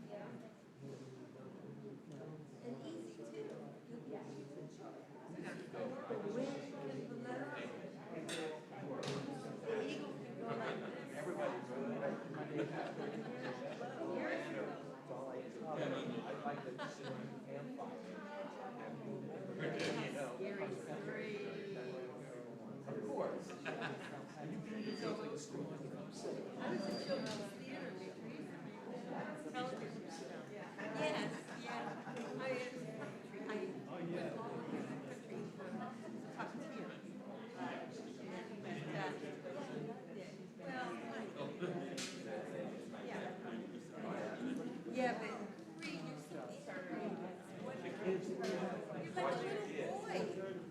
You never grew up, did you? We're all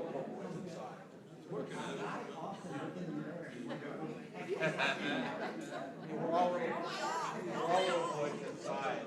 We're all little boys. So, yeah, that is, even if it's.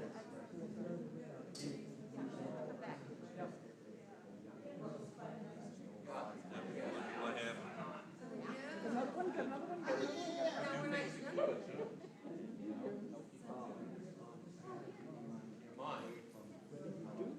Yes, that's why we live, we watch cartoons. We don't watch the news. We don't watch the news. We watch animated films.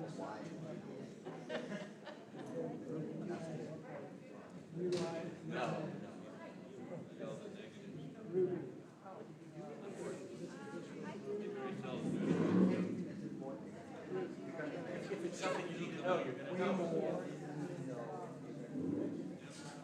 One time we were driving down Florida, we were all driving up west. And not till we got home did we realize it was a hurricane.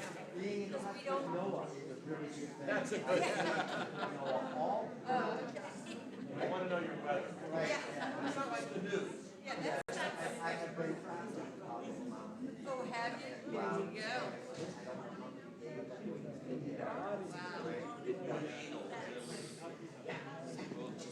I love how you got the they're tricky, but you got them. Anyway, it's really a pleasure. Yes. Thank you for sharing your Yes, talent. namaste. God continue. Thanks. You have an amazing world. You know what it is?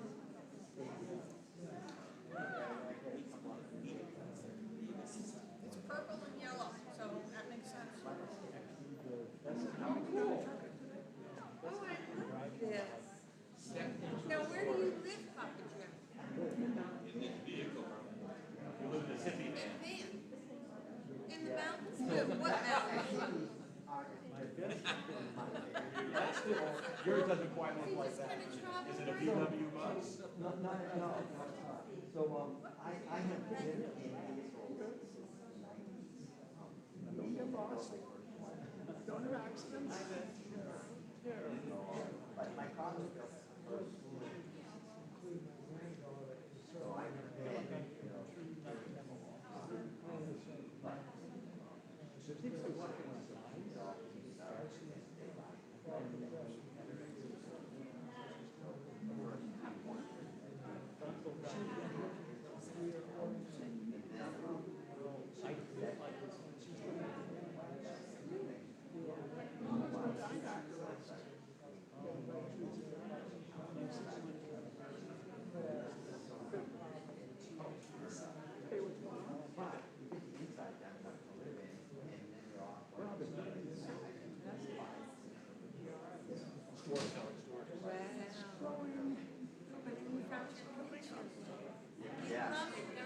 and I don't have And you get to see, and you see the country and you meet people from all over.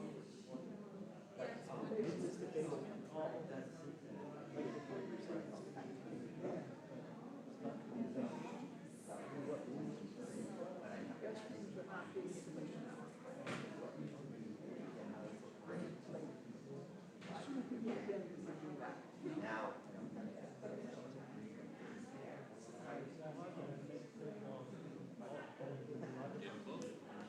Good. Driving through a train, things like that. It's small, it just is, it is.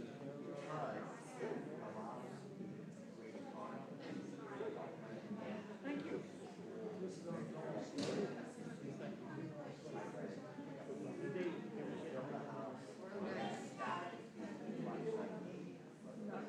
Where would you build your house? Back of the car, back of the truck. Oh, okay, not on Mother Earth. Yeah.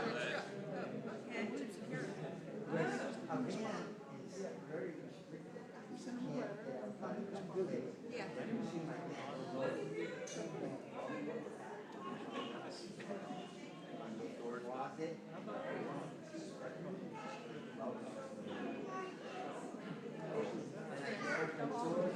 Yeah. Oh, yeah.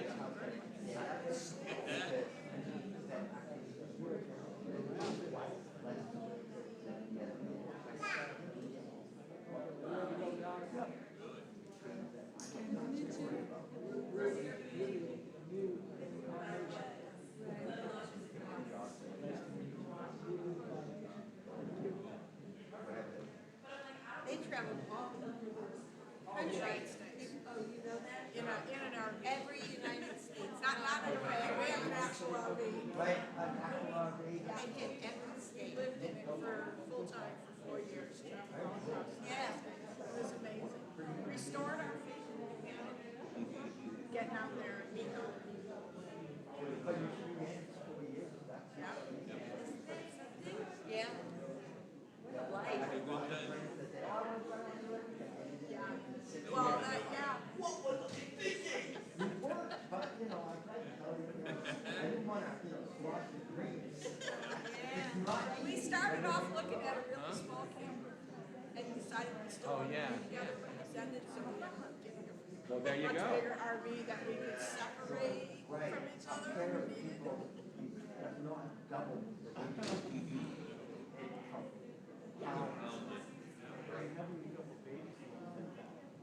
So I know there. There's a ton of families. There's some with 4 or 5 kids. Once the parents learn how to live on the road, the kids, Kids are pretty adaptable. the kids will be like, the parents, yeah, they don't have to the road parenting skills.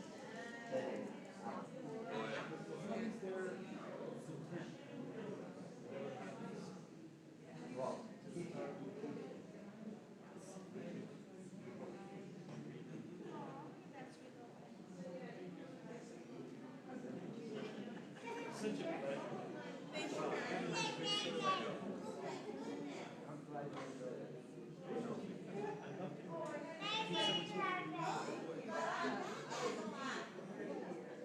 Yeah, I can hear.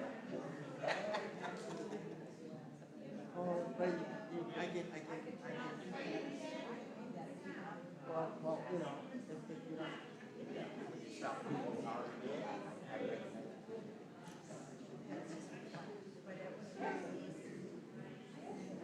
And you're leaving also? Oh, no, I was just, Good. actually, I was encouraging.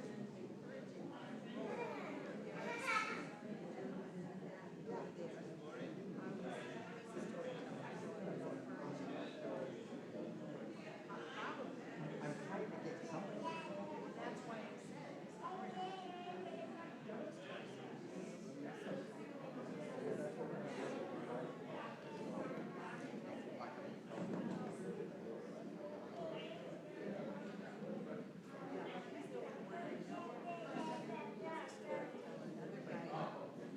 I know we're all, and I love it. I just, I understand.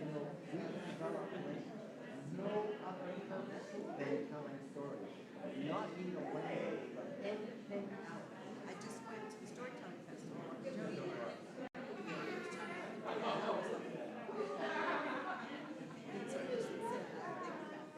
It's my story. So I never connected with, I'm sorry, with Linda. Oh, because I know Linda really well. Oh, you didn't know she was here?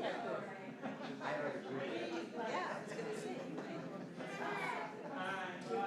Yeah, you can't tell? Oh, you're right.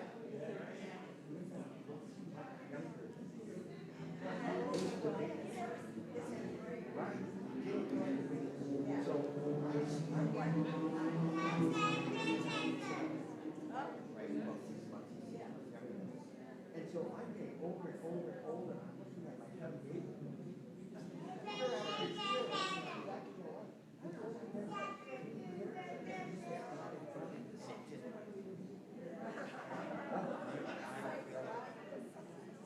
I wasn't describing that picture very good. We should probably start up the next that. So I danced with that. I danced with piano. Times a week. Yeah, I want to see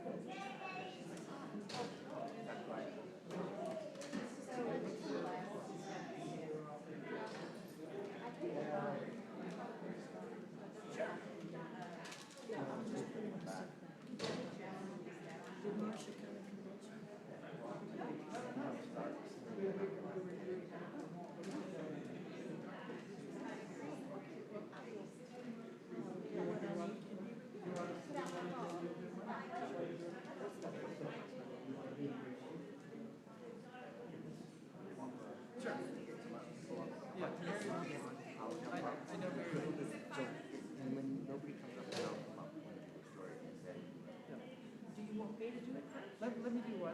Okay, you do one. Wait to get the sound man's eyes.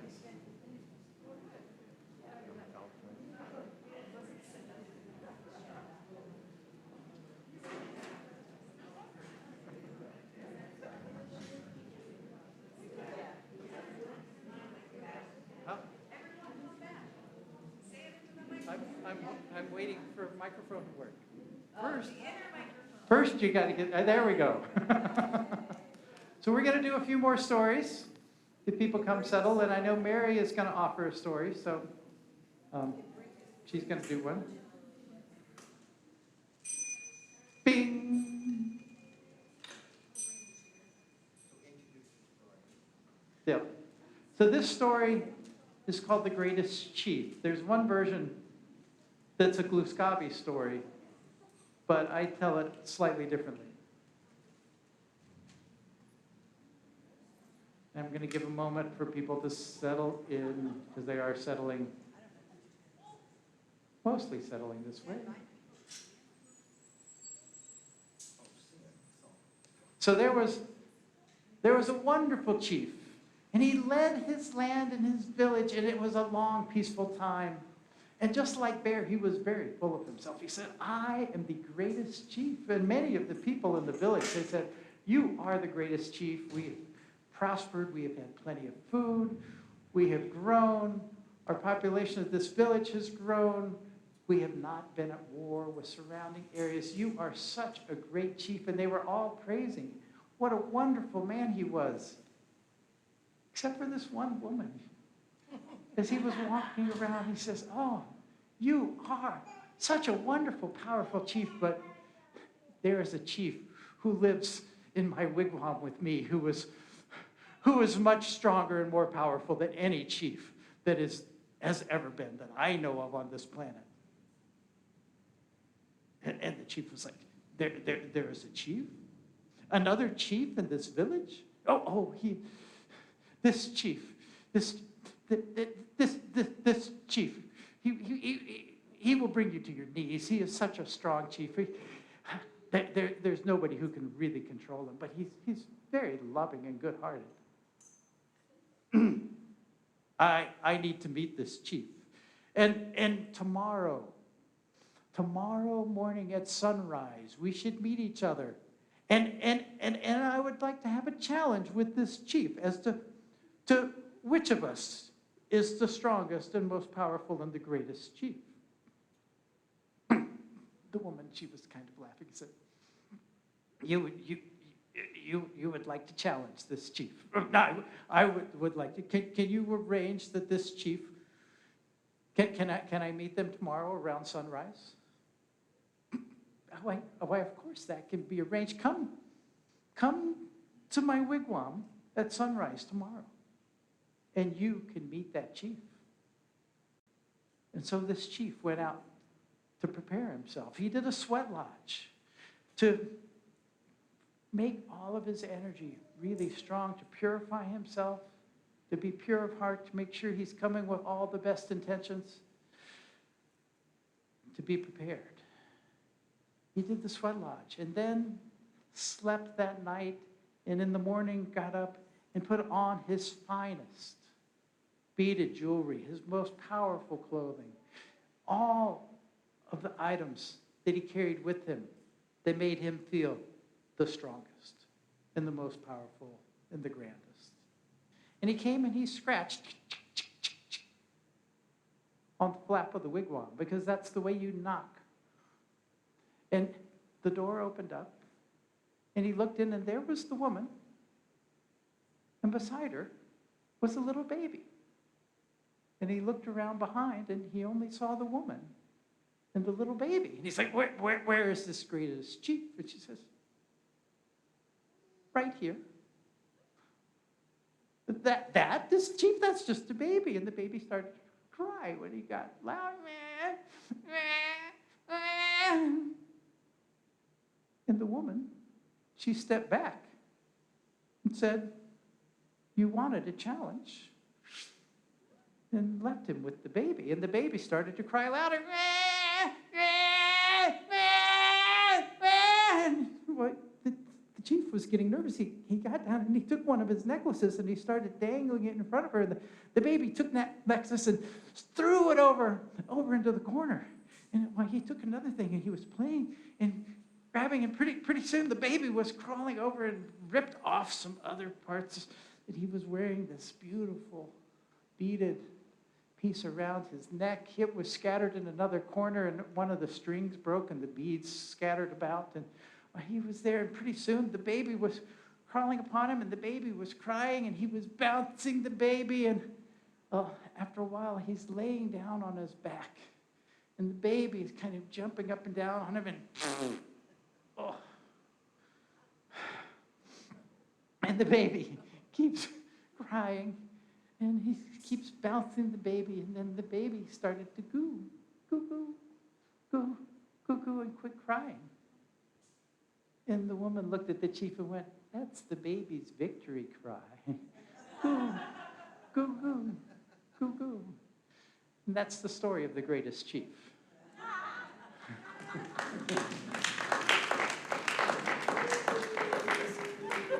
Mary Stair wanted to share a story with us, and I'm going to let you describe what the story is, because I know it's about an experience you had. Did you push the button?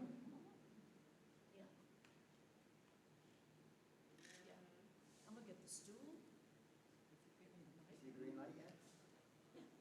Find it? I can talk loud enough if the mic is working. It's, you take a look at it. You know what to push.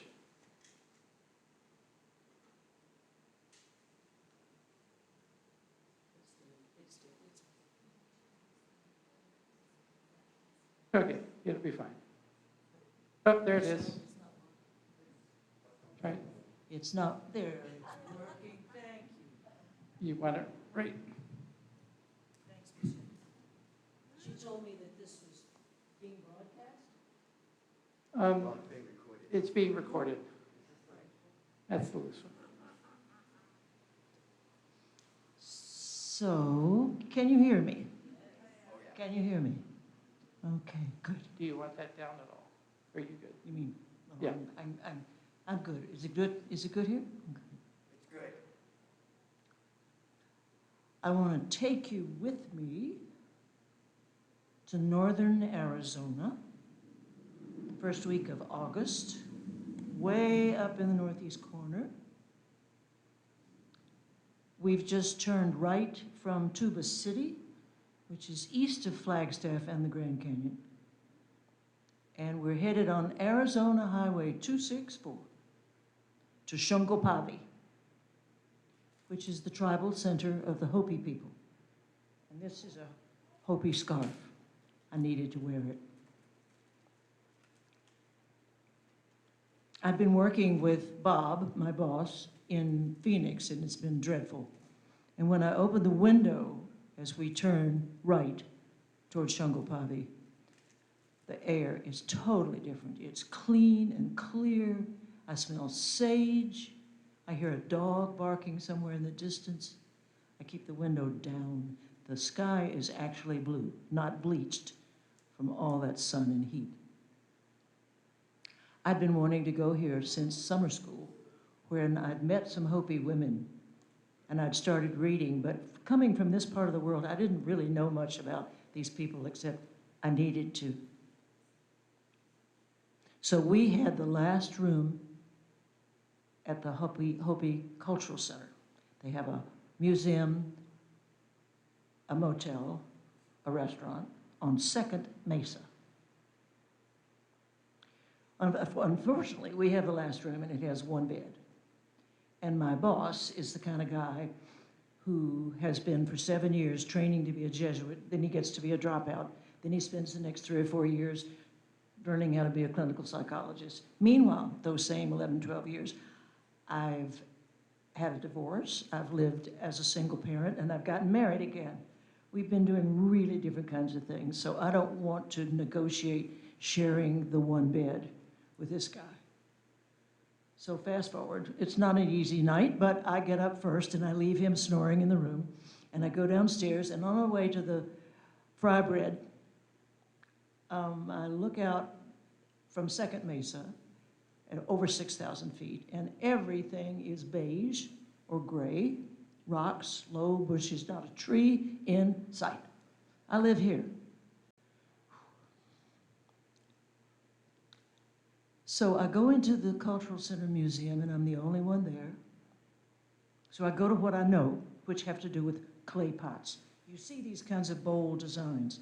Well, the clay pots, even when they're old, they have bold black designs and faded out colors. These are the pots that are used to store beans and corn and other grains, so they have lids that fit. They may be a couple thousand years old. Then there are newer pots, then there's silver, then there's turquoise, then there are these colors. Where do they get these colors in a land that is gray and beige, lacking in trees? I start reading all the pictures and all the captions and all the things, and I begin to read more indignities that this old culture has suffered at the hands of white people. Taking your children away, taking your minerals away, taking your culture, taking your language, and putting in a mission here. Now, that was back in the 1600s. So the Pueblo people, those are the ones that live way over there by the Rio Grande, plus the Hopis and the Zunis, they got together and said, to hell with you folks, and out they went. No missionary went back to Hopi ever again. But I started crying, just probably a little weeping because the night was so lousy and because of what I'm reading. And I don't notice that there's this hand on my arm. And when I look over, there's a woman who comes to about here, and she's wrinkled. She has shiny black hair pulled back in a braid and some of these colors on her dress. And she's patting me on the shoulder and saying, do you want to come? Do you want to come? And then she finally says, the Hopi at Oribe, and I know that's the oldest town there, the Hopi at Oribe are welcoming the Kachinas tomorrow at high sun. Do you want to come? Me? From this part of the world? So I sputter and she says it again. The Kachinas are coming to Old Oribe tomorrow at high sun. Do you want to come? Of course. Thank you, thank you, thank you. I said, I know what to do because I've done some reading. I know no photographs, no recordings of any sort. You don't wear shorts and halter tops. You cover up and you do not talk. So I told her I knew that, but she said, good. And then I remembered there was this snoring man in the room who had brought me here. So I said, could my friend come with me? And yes. And then she left.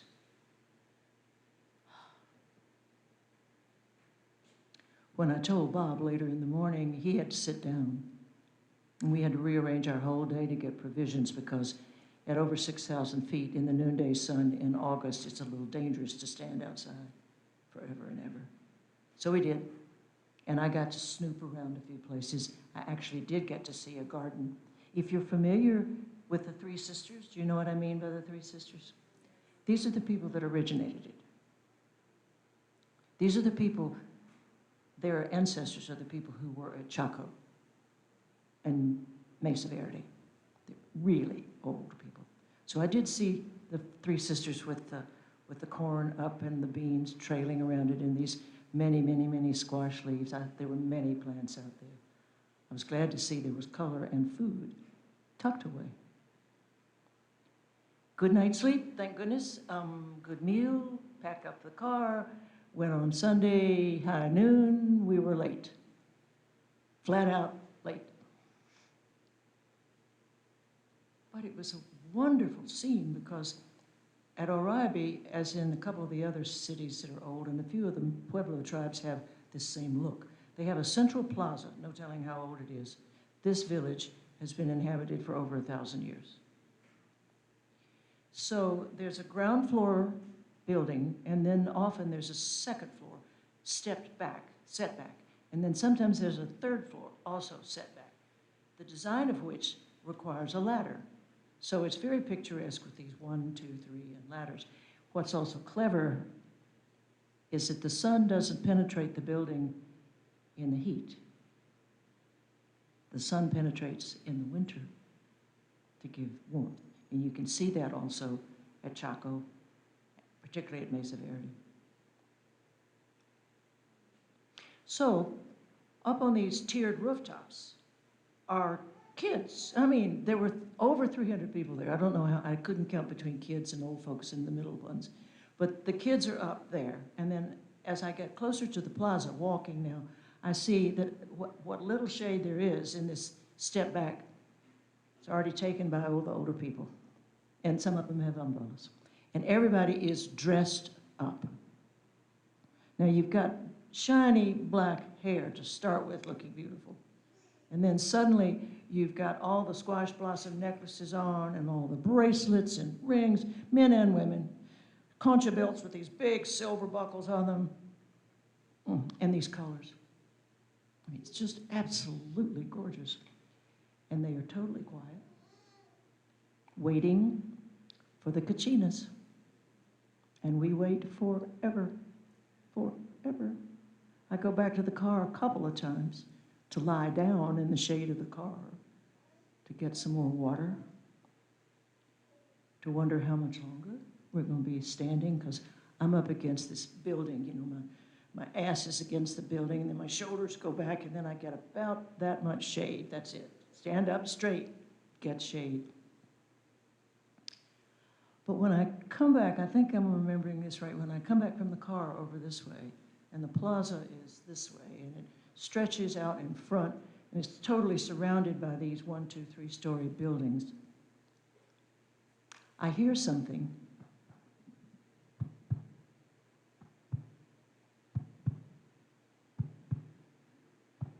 And so I know something is happening. Listening more carefully. It's feet on the plaza, because it's hard packed clay, dusty clay. They're coming. And then I hear the sound of male voices, deep, truly deep, and resonating off those second and third floors. It's gorgeous, I can't repeat. It's too deep for me. And then they come one by one, about 40 of them, singing deeply. A chant like Yona's at the beginning, mesmerizing, and this sound of their moccasined feet. They are dressed with masks on, so you cannot see any face. The masks are black, but around the eyes and around the nose and around the mouth, and where there'd be earrings, these colors. Bright yellow, bright red, bright blue. Black hair, black mask.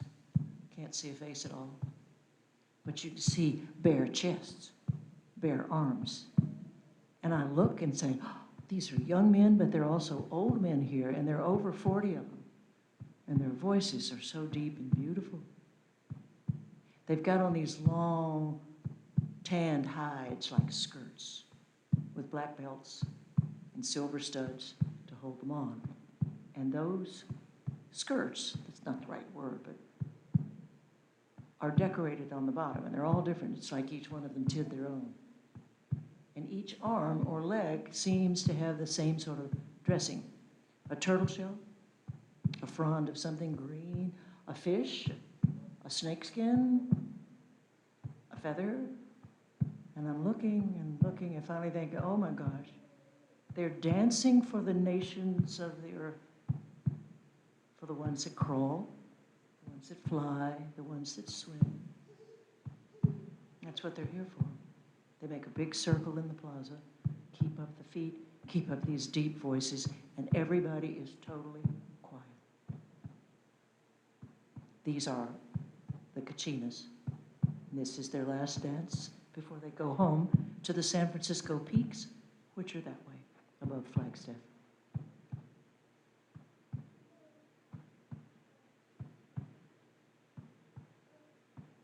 They make a space for the eagle dancer, and you heard Yona speaking of the power of the eagle. This dancer is totally covered from head to toe in white eagle feathers. Best dancer of the group. Eagle dancer dances. The Kachinas have made a circle around him. And then the Kosharis come in. They are the clowns, or sometimes called the mudheads, which it looks like they shave their hair, and they cover their total face with something that looks like mud, and then they wear stuff that looks like a prisoner. It's gray, white, and stripes. You've probably seen pictures of these people. Well, the Kosharis, the mudheads, they get to change the temperature of the place. They pantomime. And they pantomime stuff that is truly bawdy, and everybody starts to laugh. We've all been serious and quiet. Now everybody's going, ah, or whatever in their lower voices. It's something highly sexual, you know, and kids up above us on the roof, all the way around, everybody's laughing. And that's a good cover, because as we're laughing with the clowns, it was something amazing to laugh after all that seriousness. Here come the Kachinas again, one by one, with aluminum pitchers and plastic glasses, and they go to the old people first. Water, water, water. Finally, it comes to the kids up here. Next group of Kachinas comes in, big trays, corn, all the different colors of corn with tassels on. So they're red, black, blue, yellow. Then corn products, then bean products. The people are being fed by their Kachinas. Last thing to come in, fruit. Of course, Bob and I don't get offered anything, but we never expected to. It's been going up on the roof. It's been going out to the people. Old ones first, always. Youngest ones last. The people right beside me and right opposite me are looking up at the sky. I was not, but I do now, and the sky's the color of your dress. It's deep blue, but it's also getting deeper and deeper as we look. I look that way towards the mountains, and it's dark to black over there. In other words, rain is coming. Now, I knew no one there, so who was I to ask how long it had been since it rained? I just know that the plaza, as they came out like this, was dusty. How long it rained? I don't know, but rain was clearly coming. And before I could make sense of it, there was ice coming out of the sky because it was hail. And it pinged it. I was glad for the building I could be up beside, and there were people out there who put on hats and more umbrellas and stuff because it hurts. But soon the hail changed to hard rain, and it began to make pock marks in the plaza. And then it started really raining, like a gardener's rain. Rain to stay all afternoon. The Kachinas had brought rain. And they were gone, just like that. Gone. And the people were leaving, and I thought, no, I can't leave yet. I can't leave yet, because I couldn't do a recording. I couldn't take a picture. How am I going to remember this? So I stood for a while, and then finally in the back seat of the car, as Bob drove back 264 again, then back down to Phoenix, a couple of hours, I sketched in my journal as best I could and wrote down things that I had learned. That was not my last trip to Old O'Reilly. No way. I managed to go back from here, which is a little tricky because there are a lot of small roads and small airports and rental cars. But within a year, I was back in the plaza. This time I was alone, and it was December, and it was dark and cold. But I'd been talking to her in the daytime before I drove off, and then came back because there was no room on the inn here. And I knocked on her door. Well, it was after dark, and there are big signs around that say, "No white people after dark. The village dogs will get you." I knocked on her door. She opened her door. "Come in." This is true. This is true. Her name is Bessie Mononge. And she opened up her heart and her house to me.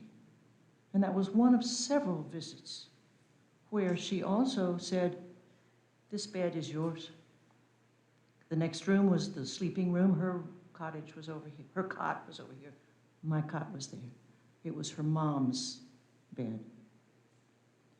So I was welcomed into her room, her home, where I met several daughters, several granddaughters, her son David. We ate meals, and over the years we exchanged gifts and letters. And among the things I learned from her is that those fabulously gorgeous Kachinas are the men and boys of that community. They are selected. They are trained in the mysticism and the mystery in the kiva, which, if you've traveled, there are these holes that are sometimes in the plaza. Women do not go in the kivas. It is an only male society. But their job is just what I saw, and many other things that are healing and giving opportunities to their community once they're trained. But I learned from Bessie and other women in her family that the woman's role among the Hopis is quite powerful as well. The home that she invited me into, it's hers. She got it from her mama. She's passing it to her daughters. And the name that the family belongs to, like a tribal clan name, her family. And the other one that I learned was a little story about a daughter who brought in a beloved whom she thought she might marry. And the young man lived in the matriarchal house for a while. He seemingly didn't please. So the custom is you gather all of his clothes, towels, shoes, anything that's his. You put it in nice, neat little piles. You take those neat piles and put them out by the front door on the plaza so that everybody can know he didn't measure up. He's out.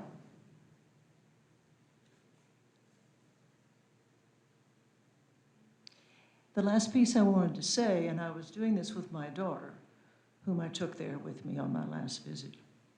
I took Bessie a chair. She needed an extra chair.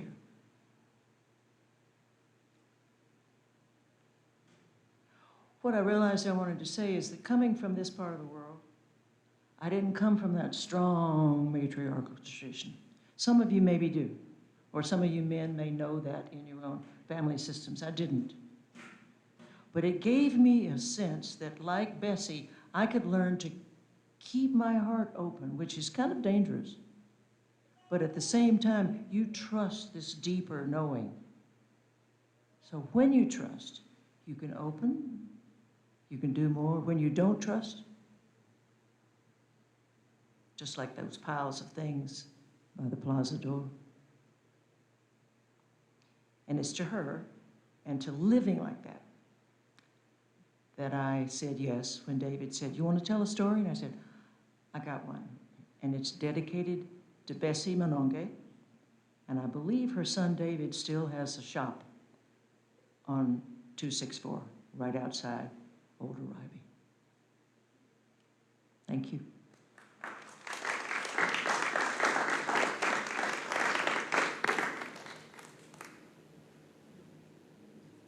Well. You like that? Thank you so much for sharing that. That was beautiful. So,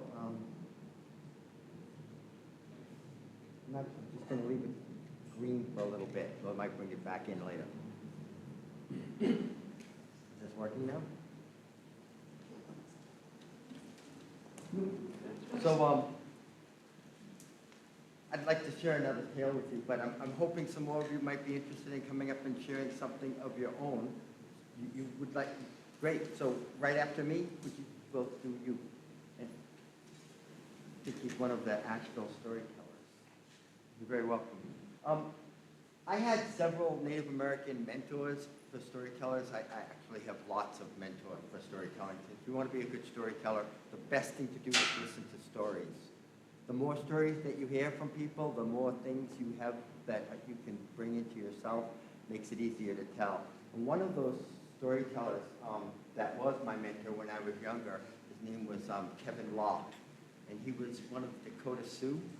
He was a hoop dancer and flutist, and he just passed about 4 days ago. Incredible soul, very, very giving experience. It's, I traveled out to see him on my way to Idaho and Washington State one year, and stopped in South Dakota at Standing Rock, and I stayed with him and his family.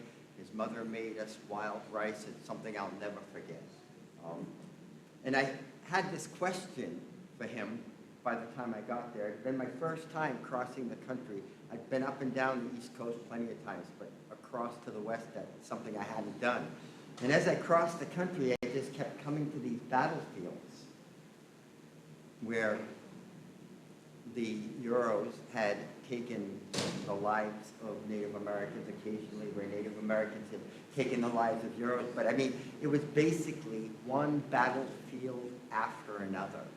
And the stories just seemed to get worse and worse as I crossed the country until my heart was broken. I became angry, really angry. And by the time I reached Standing Rock, I was really an angry young man. I had been an angry young man once before when I got out of the Army, and I picked up the flute to calm my soul. And I still use it every day for that purpose. But it had gotten out of hand again, and so I went to my mentor, Kevin, and I said, how can you stand it? You know, all around you are monuments to the destruction of your people, our people, because, you know, even though it's only 1% of my bloodline, it's still part of us. And some of my ancestors were involved in the destruction. How can you stand that? How do you not be angry? And he said, I don't have the answer for you. But there is a medicine man in Idaho, the Nez Perce tribe. You should go see him with your question. And so for a mentor, you'd think that he would be teaching me stuff, and he actually did teach me a lot. And never once did he give me an answer to a question. Always, his answers to my problems were to look within myself or to go search throughout the world, you know. Never did he say, here's what you're looking for. So I traveled, as I was planning on anyway, going to Idaho and Washington, and I made time to meet with this medicine man in the Nez Perce reservation, where I learned that the Nez Perce don't own the reservation. None of it. The only part that the people of the Nez Perce tribe owned on their reservation at that time, this was back in the 90s, was the community spaces, the school, the church, and the community building. That was it. All of the private property had been sold to white landowners who leased it back to the tribe. And so I found one of the most strict tribes in the country and went to their medicine man and said, how can you not be angry? And he said, how can you be so arrogant to think that this has anything to do with you? It's my tribe, my people. We have lost things, but we haven't lost ourselves. And then he went on to tell me all the projects that they were working on to restore what they thought was important in life. So there's a new breed of horses, I don't know if you know this, but the Nez Perce were the ones that developed the name of the new breed, right? So they lost their horses. Their horses, the whole breed was stolen from them. Most of the animals were destroyed. One farmer managed to bring it back, and he gets the credit for that breed of horses. So the Nez Perce came together and they made their own horses. And that was the answer to my question you know, you just need to reach into yourself, and it's your job to stay calm. Well, the reason I told you all this was because while I was on the Nez Perce reservation, I did a sweat lodge with him, and he brought together a group of storytellers. They all shared stories. I don't tell a lot of Native American stories, and most that I tell are from the Abenaki, or particularly the tribes that my ancestors came from. This is a California group, but sometimes you get called to tell stories. And this one's called the Onion Eater. Onion Eater, right? So you might be familiar with the constellation in the sky. Some people call it the Seven Sisters. And it's a story that they tell in California on how that happened. You see, there was once 6 couples. One of the couples had a young daughter. So there were 6 women and 6 men and 1 child.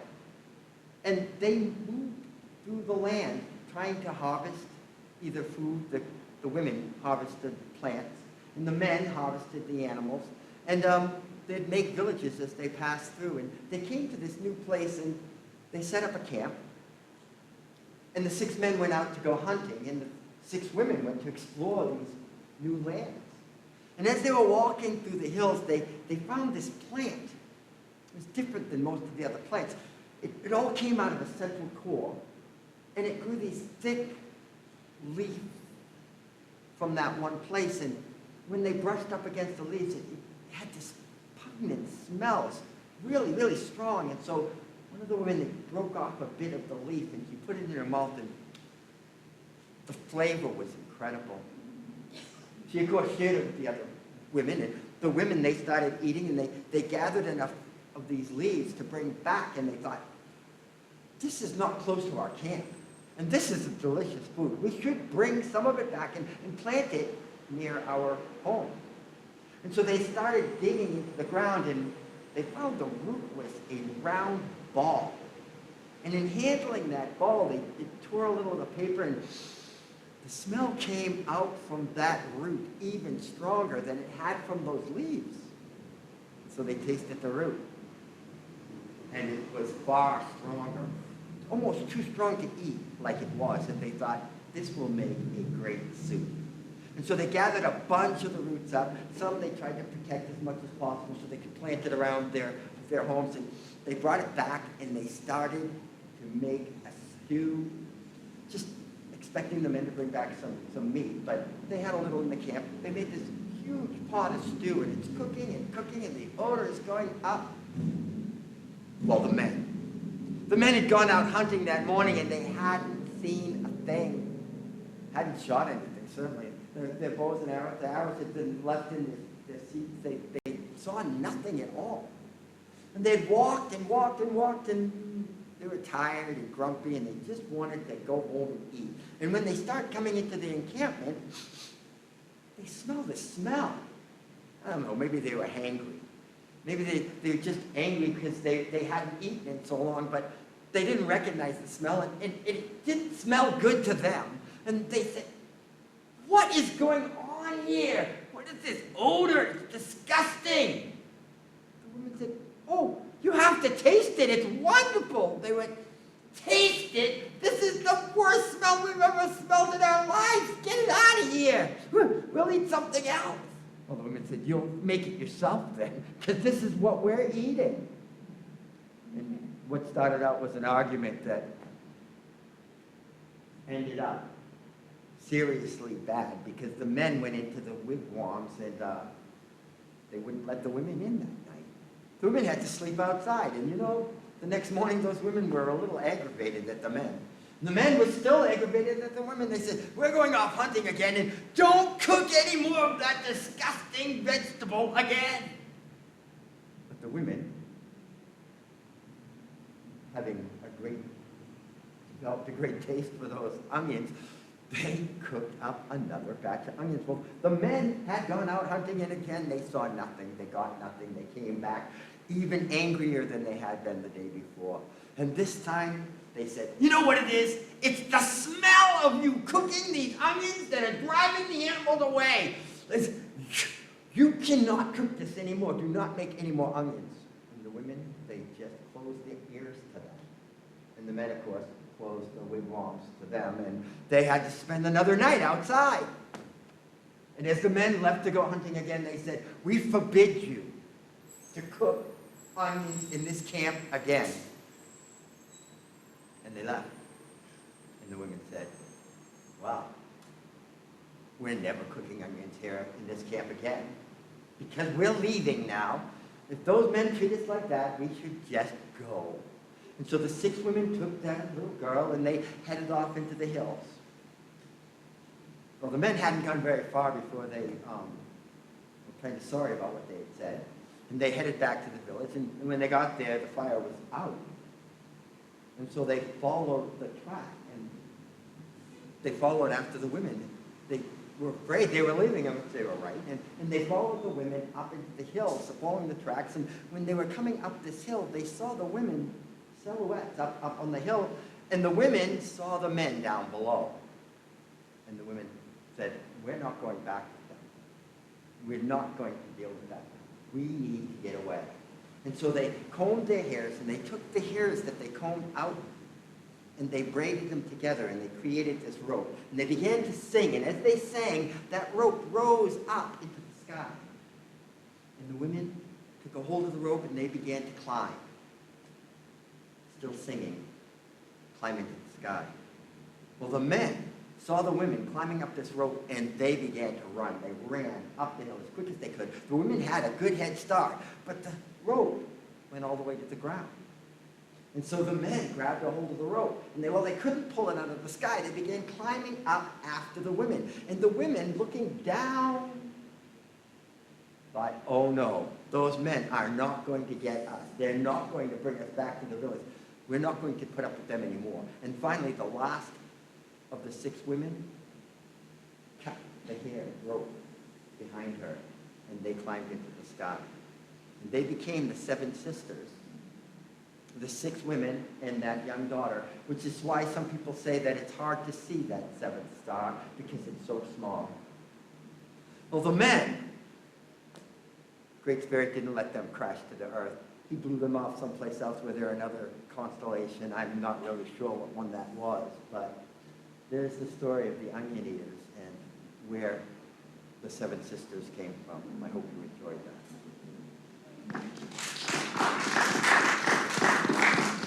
So we do have another person that's volunteered to come up and tell a story. Ask that you use the microphone so that we can get a good recording. Thank you. My name is Hugh Huntington. I'm footing the Mary stairs from more years than either she or I want to count. Her story of being around O'Reilly and Tuba City and the dust took me back through incredible memories of my time there just prior to when she was there. I had begun studying to become a Lakota shaman. My teacher was Howard Badhand from the Rosebud Reservation, and he was teaching the Navajo, along with 2 other medicine men, how to sundance. And I was new into this thing. I had no idea what I was about to get into. And so we left Denver on a hot August afternoon and drove into Big Mountain, which is near Cape Cosmovie, which is a little ways away from O'Reilly. I don't know how long that dirt path was we took, but it literally was not a graded road. It was simply a dirt path to the foot of Big Mountain. Big Mountain was, still is, the largest subsurface coal deposit in the U.S. And Peabody or Peabody Coal Company wanted it. And they had begun to move the Navajo off the Hopi reservation because the Hopi don't pay any attention to land boundaries. They stay where they are, and the Hopis over years had just the Navajo just kind of encroached. It wasn't a fight. Hopis didn't care if they were there or not.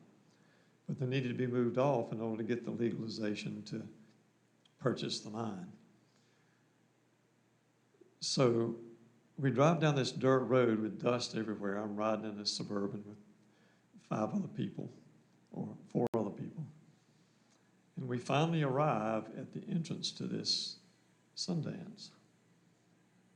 We are met with men in paramilitary uniforms, all Indians, and with rifles. And I'm like, oh, I'm not sure I've signed up for this. But Howard is one of the smoothest talking people, straightest talking people you ever met.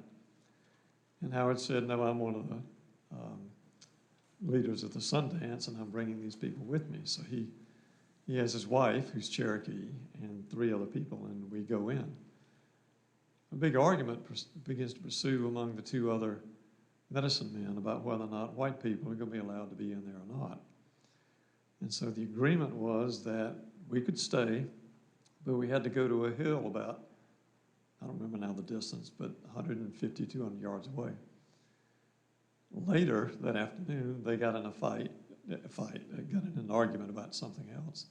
And the one who objected to the white people being there left. And so now we were invited to come back off the hill and to to both camp and be near the arbor. For Sundance, there's a big arbor that's set up where they cut down a cottonwood tree and take the branches, lay it over the top of the arbor for sun, because it is hot. And I don't know what you know about Sundance, and I don't want to be gory with it. It's a shock. It's a shock to the system, even though I was told what I would see. But to watch it happen when you come out of a culture that's not identified with that practice at all. Sundance was developed because the Lakota warriors had become so fierce that their egos were huge. And so suffering physically in the body is a way to bring the ego back into check. It also seems to be a way to bring the human ego back into relationship with God. You can see that, I see that now with people who are most of our ages, suffering with all sorts of illnesses and disease. And I watch them, for the most part, find a new relationship with God. So I'm making a nearly 40-year connection out of that. The flesh is pierced 4 times, twice here and twice here. A small wooden dowel is inserted between those 2, and a rope that's tied on the top of the cottonwood tree that's been chosen for this dance. At the end of the rope, it splits, and there are 2 loops, and the loops are placed around these dowels. And at the end of each round of the dance, some of the dancers, not all, a few will come, and they will begin the process of what is called breaking. And they run backwards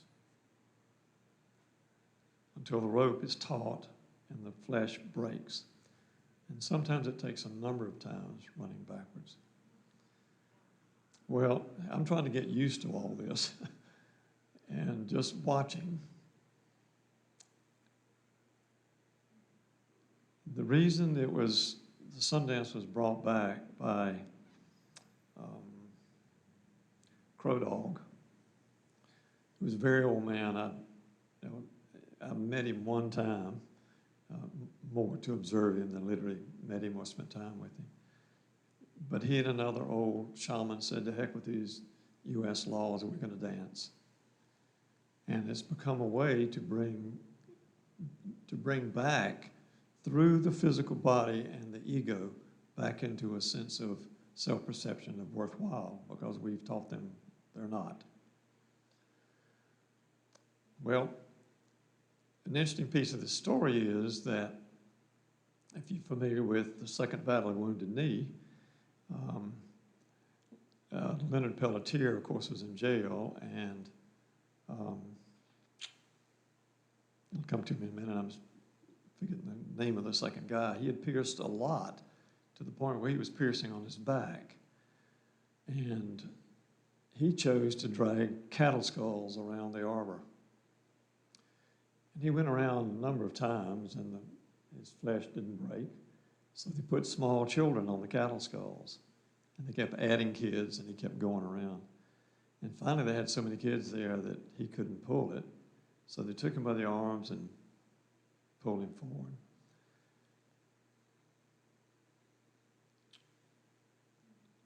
what I hear from the conversation among the natives is he was not aligned with his prayer. And the prayers take 6 months to a year for whatever you're praying for. And you pray that each day during that time. Well, the people around me became aware that he wasn't aligned with his prayer, which I still look back on that and kind of shake my head. At the end of each round, all the dancers come out and they bring their peace pipes. Peace pipe was given to the Native American cultures by white buffalo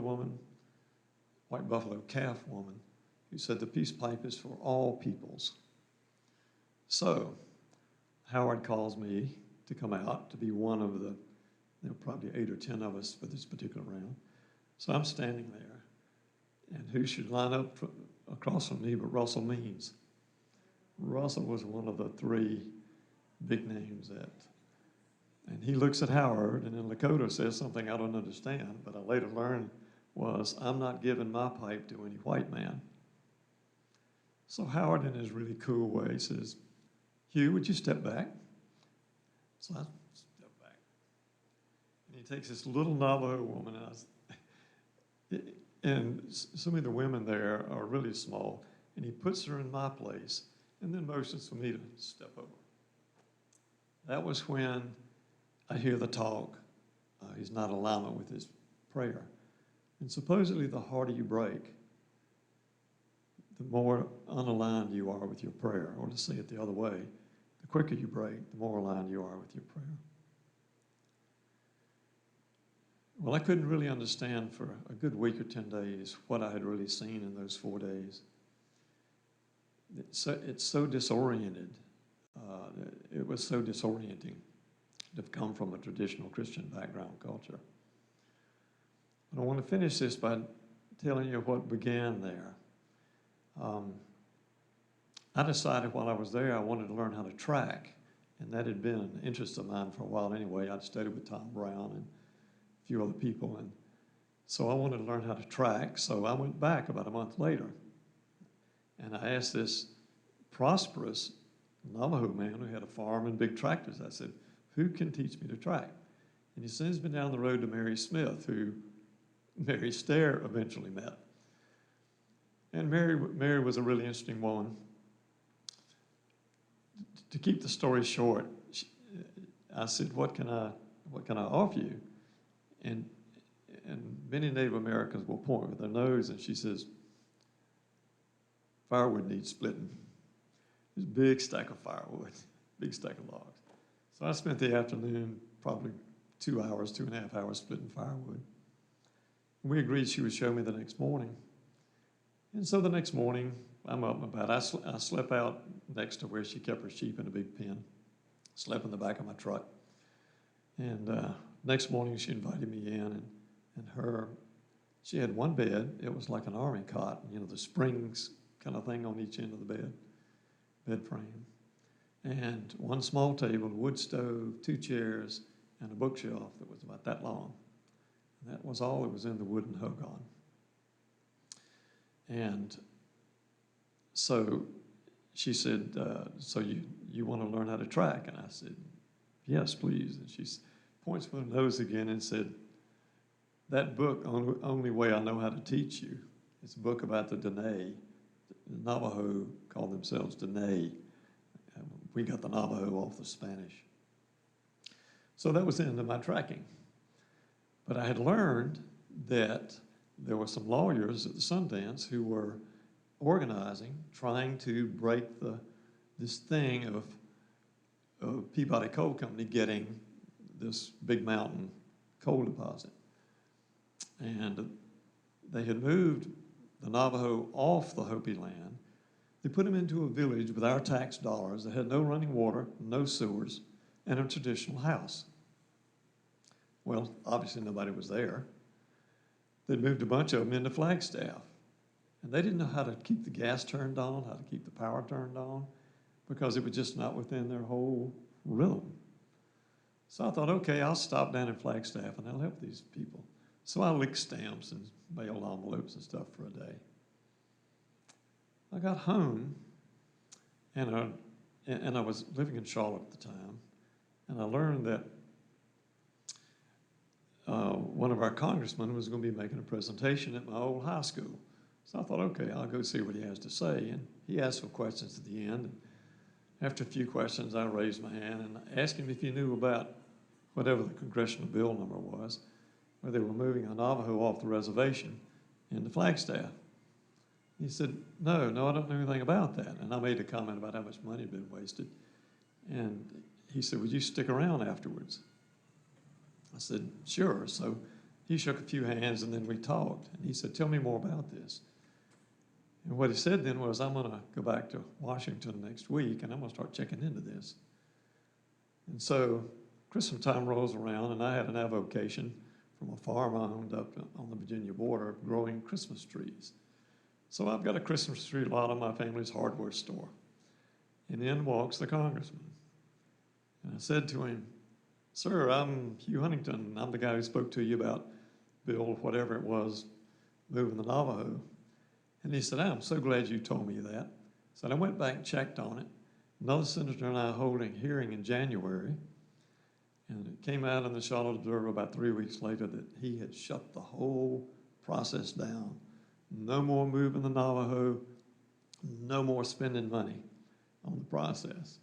And so what began as a Sundance became for me just a linkage, which is kind of something that's occurred a number of times in my life, just a linkage for something major to happen. So that's my story of the Navajo Reservation.